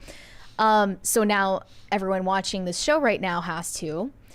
Another one of these influencers compared her BDSM relationship to marriage. This one? It's she wears a collar. Not this one. She says the thought of taking a man's last name 3 years ago. Oh my god. Oh my god. Being collared and owned by a man today. Okay. So we live in a day and age where women would rather be treated like a pet than be married to a man. I don't know if I find this more. I think cringier is when they make the really, really academic attempts to explain this stuff. Like what? Like if I had to listen to a video about them talking about dom versus sub in some clinical manner. Oh, they do. Like I'm saying, but I actually think that that's cringier than this. They just speak to different demographics. Yeah, there's one of those that's in the Vice article where there's a 20 there. Mountain Lou said, "This is not what I wanted to view today. Take my money anyway, though." Thank you. And you're welcome for exposing you to this. But yeah, one of the TikToks in the Vice article is this girl talking about her recommendations for aftercare for after you've had kinky sex and you need to emotionally recover from it. All of that aside, if you feel traumatized after doing something, it probably isn't a good thing to do. I'm just gonna say that if you need to emotionally, do you feel traumatized after watching this stuff? Traumatized from it. Well, I mean, I feel like I've already seen it all. I'm not like shocked by any of this stuff anymore. Yeah. You can't really faze me anymore. Okay. It's just like I feel like this shouldn't be on a platform like TikTok. Maybe they can go into it's impossible. seedy forum somewhere where there aren't any children. Practically, it's impossible to govern something like this because it wouldn't set off any algorithmic traps. Mm-hmm. Like there's no part of the algorithm that would flag anything like that. I hate that people make this into a personality trait. You're substituting the fact that you're kinky for having an actual personality. I don't know if I even buy most of this stuff being as a result of trauma. I think a lot of it is just people have found something that works and then it becomes audience capture and you start making more and more content like that. I wouldn't be surprised if a lot of them are doing research on stuff like this to make more engaging content in this particular subculture. Well, it's also definitely because of the influence of porn and the fact that the lines are blurring between mainstream social media content and actual porn and the influence that that's having on their audiences.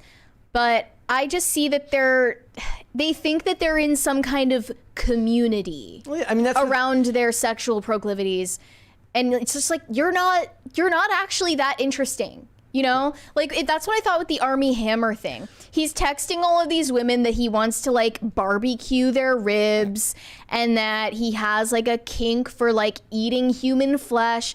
And I'm just thinking like, these are the words of a trust fund baby who never developed a personality and has never read a book. And he thinks that having a cannibal fetish is the same thing as having a personality trait. It's not. I think a lot of it is also like these types of things have always existed. So this existed in decades past. The only difference was before the internet, the barrier to entry into communities like this meant that you had to actually be really, really invested and engaged in it if you wanted to get involved, right? So it had to actually be something that you cared about. It also meant you weren't trying to initiate other people and also children, correct, may I emphasize, into it. Like I imagine there's people here who are like, you're a poser. You're not. Right. Like, yeah. Like this is some kind of subculture, as if it were like becoming like goth. It's like you're a poser, you don't listen to the right band. Nothing has been hurt more than subcultures by the internet. Yeah. Like the internet has destroyed a lot of subcultures because it raises its visibility and gives more people access to it, but also makes it easier for people to just come in and water down whatever it is that you're engaging in. I also think there's like this wannabe edgy aspect of it where people want to kind of signal to random strangers that this is the kind of thing they engage in behind closed doors without overtly saying so. In this video from one who calls herself Neurospicy Link, she by the way calls herself a professional dom. She talks about people staring at her at the gym because of her kink gear. Thank you. Thank you. Which, by the way, again, you should not record yourself at the gym for any reason at all. But especially not this. It's like the prime territory for like people who are attention starved, and you'll see why. So I'm at the gym, and I think someone noticed my key. I also think they noticed my fire cupping marks on my back. They were staring at me in more than hot girl in the gym. No one thought you were hot. Okay. No one thought you were hot, lady. It's like me saying they were staring at me because I'm so tall. So I was just at the skate park. People were staring at me in like more than a hot guy at the skate park way. In more than tallest dude at the skate park sort of way, as I'm like 5'5". So yeah, that was about the same level of lie. Yeah, so what I found out after digging through the comment section is she thinks that people look at her key necklace and immediately know it's the key to her boyfriend's cage. Mm-hmm. Of course. No one thinks that. You're not interesting. You're not edgy. If you were interesting, no one cares what you do. You would have home. If you were interesting, you'd have $1 million locked away in a bus station locker, and that would be the key to that locker. That would be interesting. You'd have $1 million in drug money stashed away at a bus stop locker. Right, but these people aren't interesting, which is why they use their degenerate proclivities in the bedroom in substitute of having an actual personality or having any skills or any real interests whatsoever. It's kind of a boomer take, but it is a lot of true. It's like having being non-binary or having pronouns is in lieu of having an actual interesting personality. It's if you have a power washing TikTok, you are 1,000 times more interesting than this person. Okay, let's finish up reading the super chats. Corey Anderson said, stirring mac and cheese sounds great. I don't disagree. Boosted Yogi said, Ben didn't stick to the crazy hot chart. Yeah, I mean, maybe the problem was like J-Lo at 24 makes more sense than J-Lo at 51. Yeah, and she doesn't even look bad for her age. No, she doesn't. She doesn't. But the crazy is just grown at the same exponential rate. He flew too close to the sun. So like when it was young, hot crazy, right? Or like crazy hot, and they kind of went up together. But then as she got older, the hot it leveled out, and then Yeah. High Voltage 75 said no more taco flavored kisses for Ben. Taco flavored kisses. Jewish AF said Affleck looks like the Liberace of racists now. What? Okay. I don't know what that means, but it's funny. We have a 20 from Just Cause I'm Free. Okay, so Mary has now officially scarred me with this whole topic. Going to shower now. Maybe that's what you're it welcome. Is. Whenever people ask me what we covered today, I'm actually just mentally like clearing my brain of whatever it is that Mary subjected us all to. You have to delete it afterwards or it'll drive you crazy. Corey Anderson said the goal of my super chats is to make you both laugh. Good. They do. Yeah, sometimes. Sometimes they work. Shane H. Wilder said the goal of my super chats is to be tarded. Okay. That makes Sometimes sense. works. Nate said y'all's take on Ortega is too soft. She more than likely hates you and is only crying about cancel culture because it's affecting her now and not just conservatives. To hell with her. It's not affecting her. She's doing fine. Yeah, in case you misunderstood, she willingly left the Scream project. She was not the one who was fired. Her co-star was. And I'm going to be honest right now. I do not treat actors as people, so I don't care if they would hate me. They're somebody to analyze. They're a thing to analyze for this show, and I am interested in them in a pragmatic sense that I find their choices and their decisions to be interesting. The idea that an actor likes me or doesn't like me or approves of my values matters about as much to me as whatever Melissa Barrera's next movie is, which is 0. Yeah, good point. I mean, being entertainers, they are objects.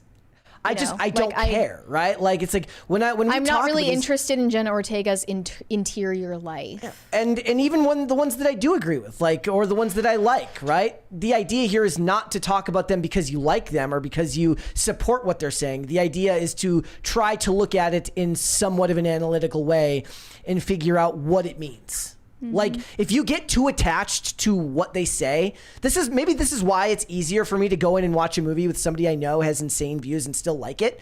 Like, the beauty of that is that you can separate it, and I can go watch a movie where some actor that I really, really like the work of, can say something crazy on Twitter, and I'm like, yeah, but he's still good at his job, and that's important.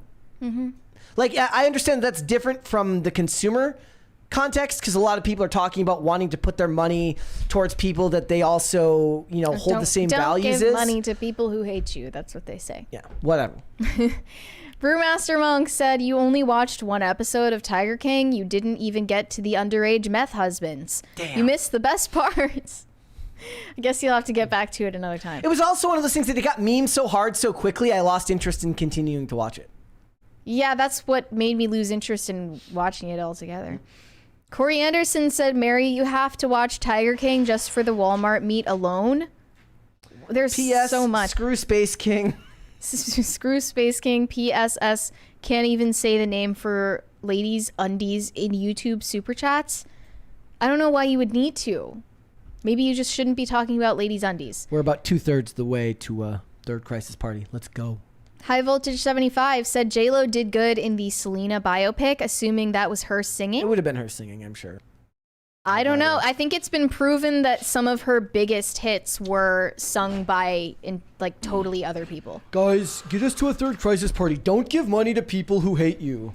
Also, and if you look at J-Lo's concert footage, she must have like a knee problem or something, because she always has this like prop cane that she's leaning on or using in some kind of dance choreo. But you would think that would just be for like one song. But it's like all of the songs she just like has a cane. She's in her granny era. Like, Granny Lopez, go home. Go home, lady. No one bought her tour tickets. It's a bad year for J-Lo. Yeah. Lots of humiliations. JTR11 said big booms and big booms. Michael Bay. Big boobs and big booms. Oh, big boobs and big booms. Somebody should etch that on a stone tablet somewhere, please. Yeah, I bet he's gonna put that on his gravestone. Yeah. Red Snow said the God Emperor can't protect unless you praise him. Jeremy Boring? I thought he called himself the God King. Sorry, different person. Who's the God Emperor then? I don't know. Corey Anderson. I thought that was like a joke nickname for Trump. God Emperor Trump. I've heard that, yeah. Corey Anderson said she does have an OF and she is rotund. The cross-eyed chick? I mean, there's something out there for everyone. Shane H. Wilder said... That was like the most like live and let live thing you've ever said in your entire life. Oh, it's okay. I didn't mean it. Yes. I was being completely facetious. Shane H. Wilder said, Mary, I hate scary movies because I get frightened. Also, Mary. So here's this thing that made me violently ill. Watch it. LOL. Different type of scary. Cringy is not the same thing as scary. Like, those are a big distinction. If I'm watching a movie, I don't want it to make me upset. Corey Anderson said, Mary, how many super chats for you to tease your hair? What does that mean? You take a comb and you like just do it backwards. Like you comb your hair backwards. I don't want to do that for anything. My hair is going to fall out. That's a bad idea. Pat the Plumber said, it's hard not to look at those eyebrows, lady. Whose eyebrows? This lady? Oh. I have no idea. I didn't even notice, but those are not great. Somebody said she looks like Mrs. Frizzle. Is it Miss Frizzle or is it Mrs. Frazzled? Yeah. I don't know. Which was the one from Magic School Bus. Did you watch that as a kid? No. That wasn't your generation? Bro, my brain is so cooked. I thought that was like a 90s kid I don't thing. remember anything from that. I remember watching Ghost Rider. Okay. Corey Anderson said, what? And I remember all the theme songs from that time period, but not necessarily the shows. So did you have teachers bring the TV out on the... Did I ever tell you this story? Okay, so I have like my brain is cooked, guys, in a lot of ways. And I still have the most random memories in the world that just stick with you for some reason. And I don't know if it was like the first grade, but we watched some documentary type thing that you watch in school, an educational movie, an educational video on Washington, D.C. And I remember exactly zero about the movie except for the scene at the very end where one of the guys gets back on a bus and goes, "See you later, Washington," and then puts his fist up in the air and it freeze frames. That's the only part of it I remember, and it's in my brain as clear as day. "See you later, Washington." That's all I remember. Did you have to watch An Inconvenient Truth in school? Again, don't remember. Long time ago. I know that we watched Veggie Tales because I went to Christian school. But I don't know. Not a lot of sticking. Corey Anderson said, "Blessed are the peacemakers, for they will be called the children of God." What verse, Mary? Bet Shane H. Wilder knows. I'm going to skip ahead because Shane H. Wilder did know. He said, "Corey, it's Matthew 5:9. Why are we talking about the Beatitudes?" I don't know. Was that relevant at some point? JTR11 said, "FYI, ladies, septum piercing is a -3 hotness." Is it also a red flag? See, I don't know, because I feel like the hate for the septum piercing has gotten to the point where it's like memeified, and like people don't even know whether they actually dislike it anymore. Because it's become something of the culture, so they're actually... I mean, that's how I feel about a lot of things. It's like when people would talk about hating Creed or Nickelback, and they're like, they don't know if they actually hated it or if it's just because it was cool to hate it. Right. Septum piercings and colored hair have been Nickelbackified. You just dislike it because everybody around you dislikes it. But you need to really think about what you think. I dislike it. I would attach it more to like, okay, you've got the septum piercing. How's your hygiene? Yeah, like, I don't know. It's usually worn by people who are red flags, but I don't think it's a red flag in and of itself. How about that? That is a good rule of thumb. So what you're saying, Mary, is don't judge a book by its cover.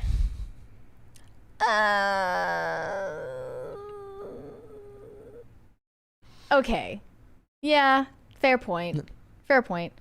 I mean, I don't know. I feel like people say that they like, like a lot of men are like, no tattoos, no piercings, no this, no that. And it's like, okay, who's left? Yeah. Like, I don't know. And then they end up dating a chick who has tattoos anyway. I've seen it happen. Yeah. Are they just posturing about It's just posturing. I don't know what to make of it.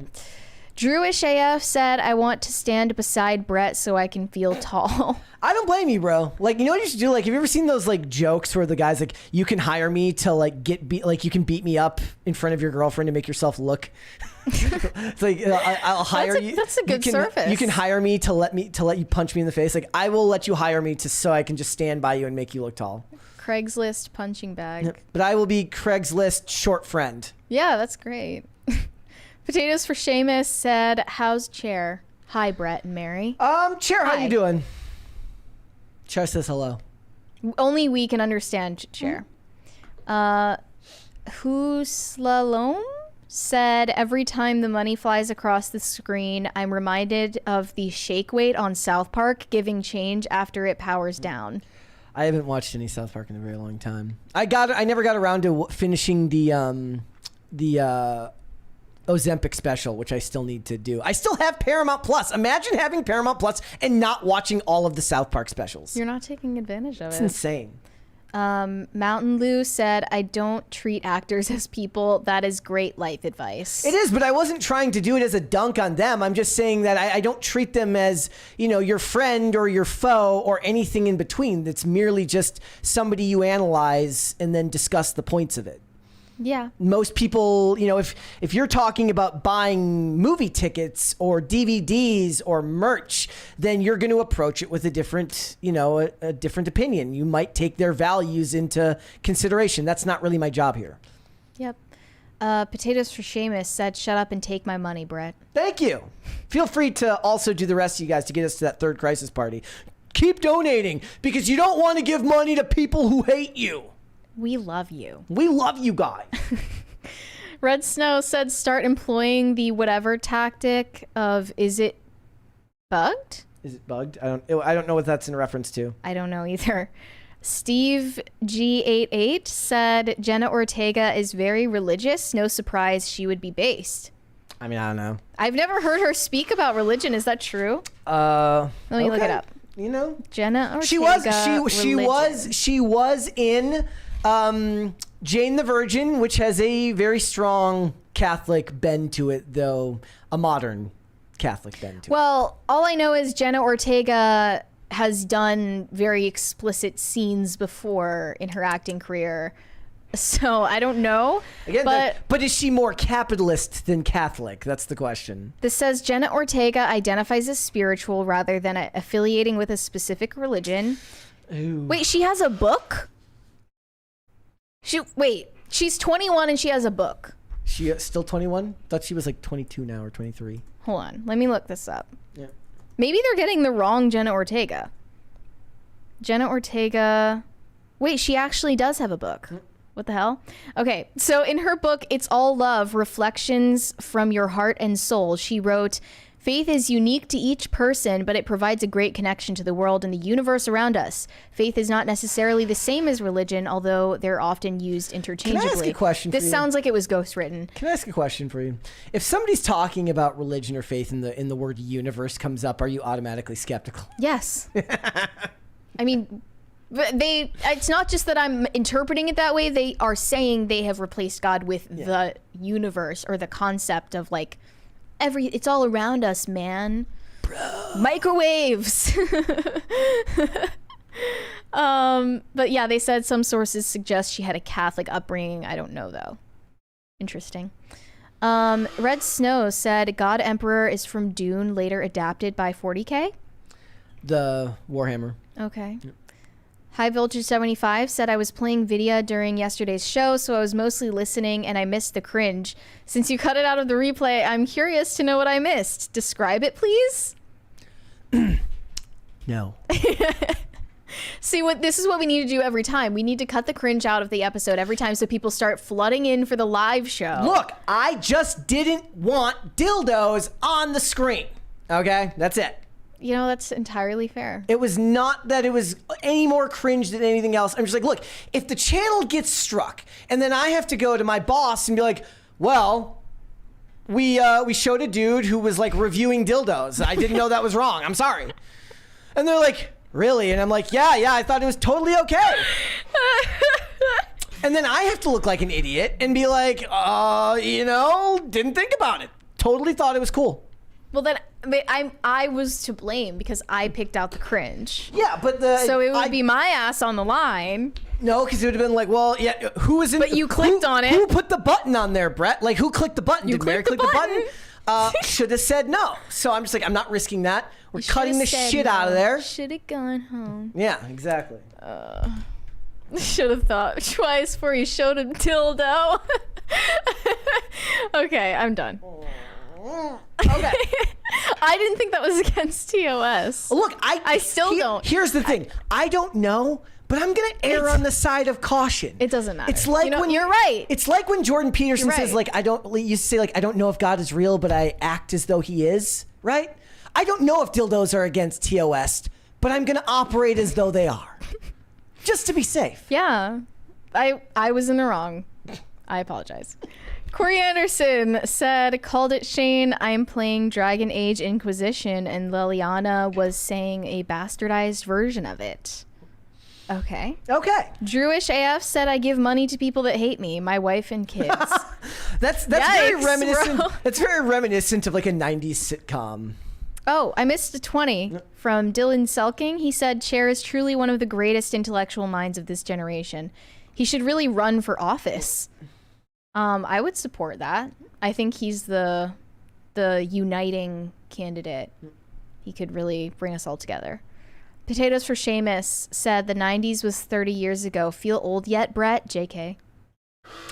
Do you feel old yet? Luckily, I depends on the day. You're in great health. Depends on the day. There are so on the weekends when I go skate, usually I can skate all day, skate 6-7 hours and be completely fine. For some reason, I've never been able to discern why.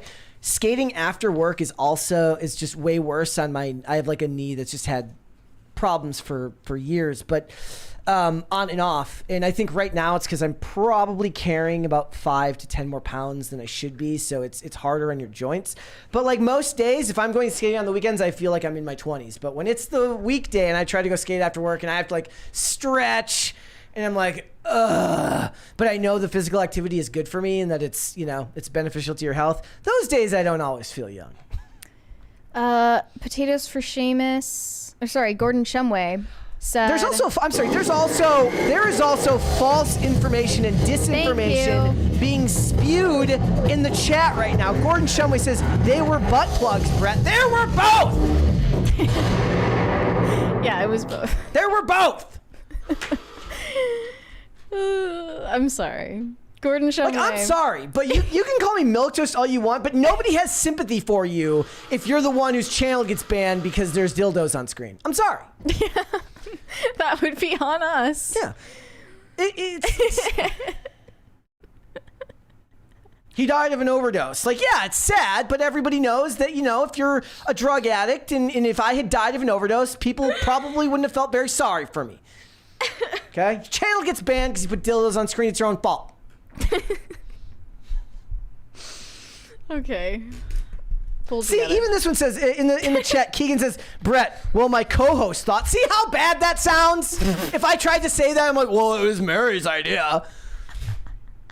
It's literally like, even if it's true, in the Garden of Eden.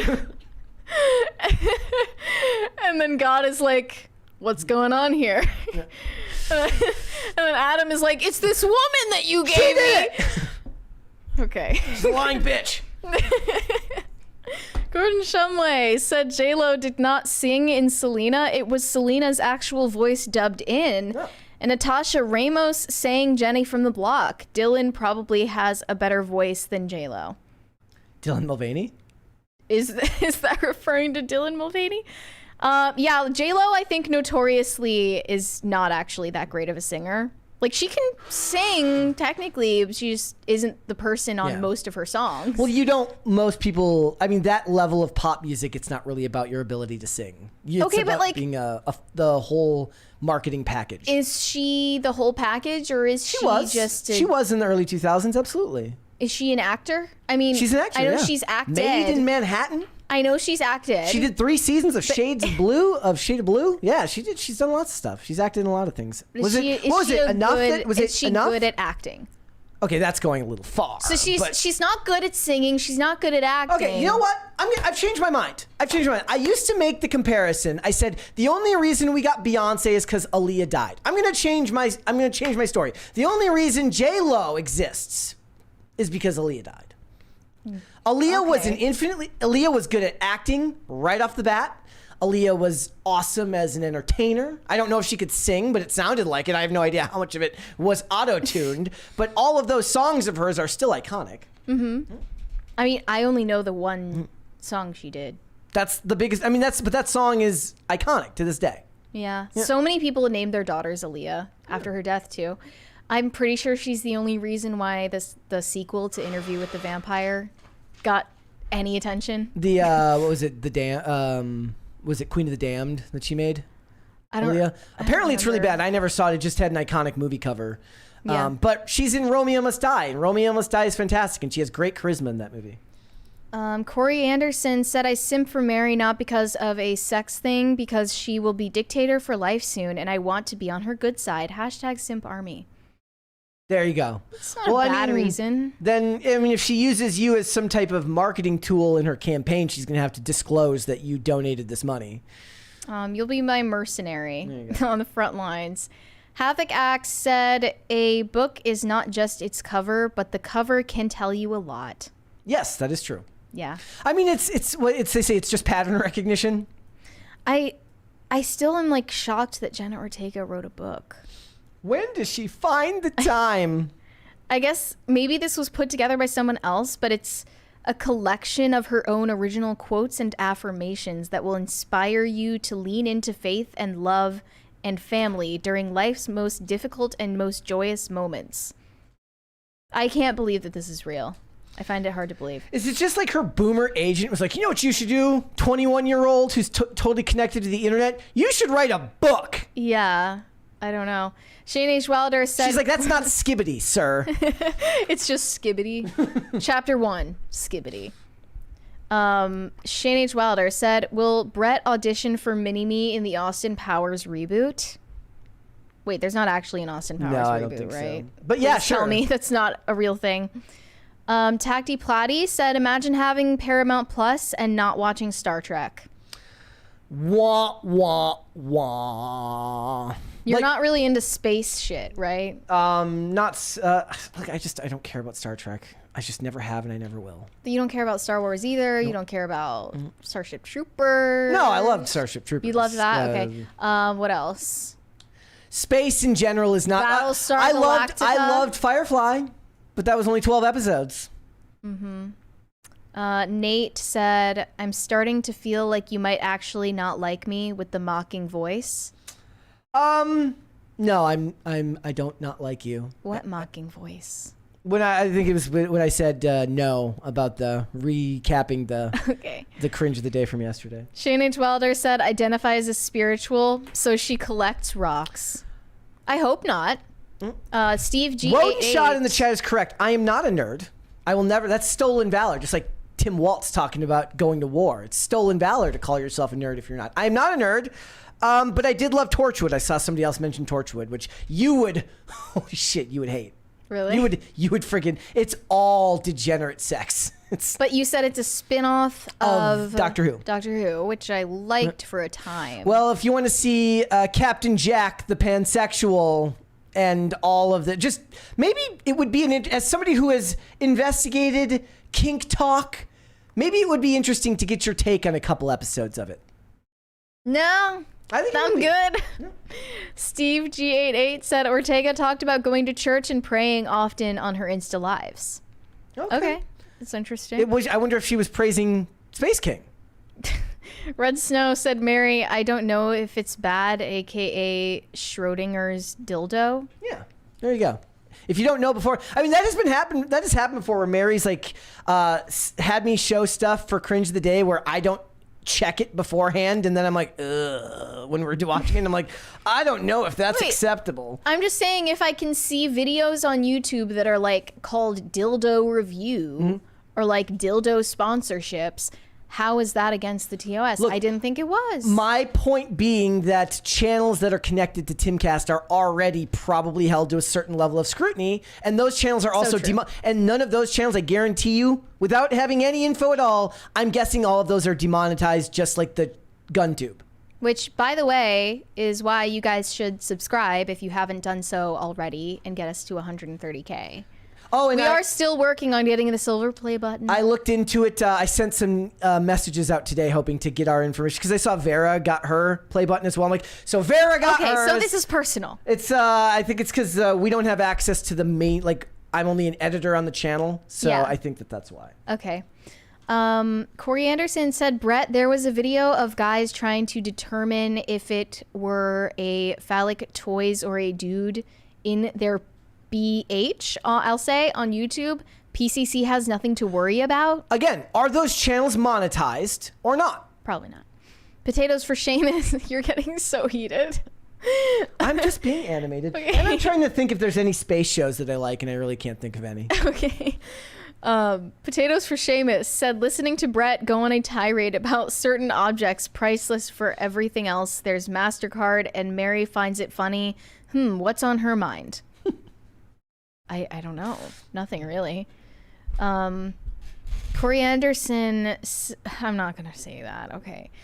Shane H. Wilder said, yesterday's cringe was like watching the Olympics. Looks at screen horrified.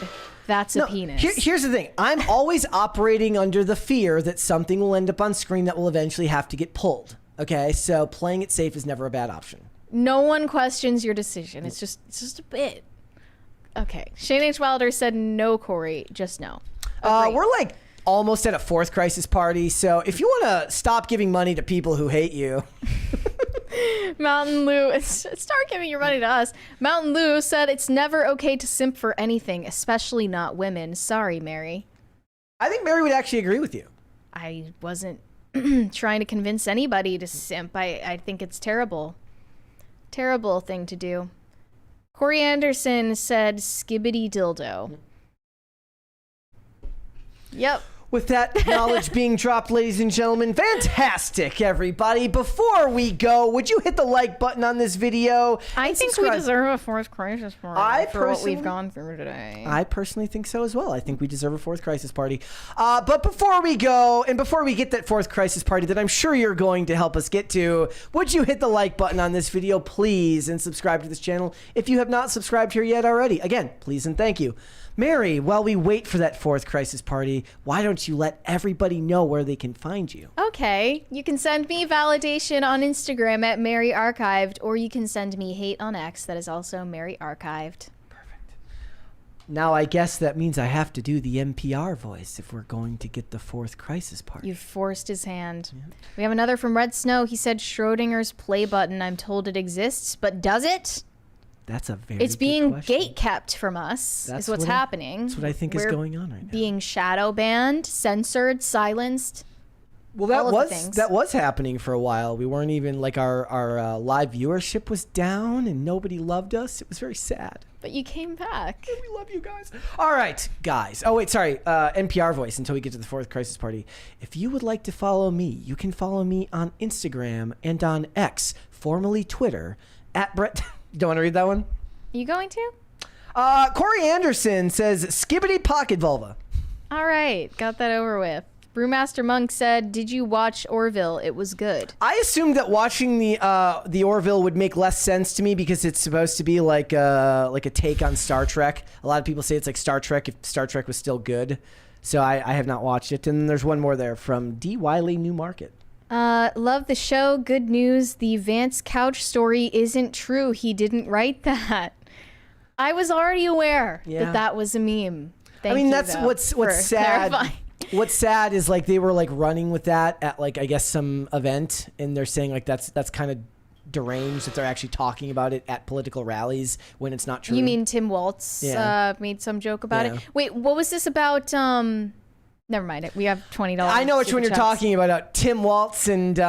Still no confirmation on Tim Waltz drinking a certain fluid. Yeah, I don't think that one's true either. I have no idea. Mountain Lou sent us a 20 saying, please don't whisper at me. I'm getting Biden vibes. Take my money to stop. Well, all right there, man. I guess I'll stop there talking about it. And we have a $30 super chat from Just Cause I'm Free for Brett's ASMR voice. So... what do you guys want from us? Is that pro ASMR voice? Do we want the whispering voice or not? I guess the bigger super chat wins, so we're going to get the NPR outro. Pat the Plumber said I have other things to do, end the show already.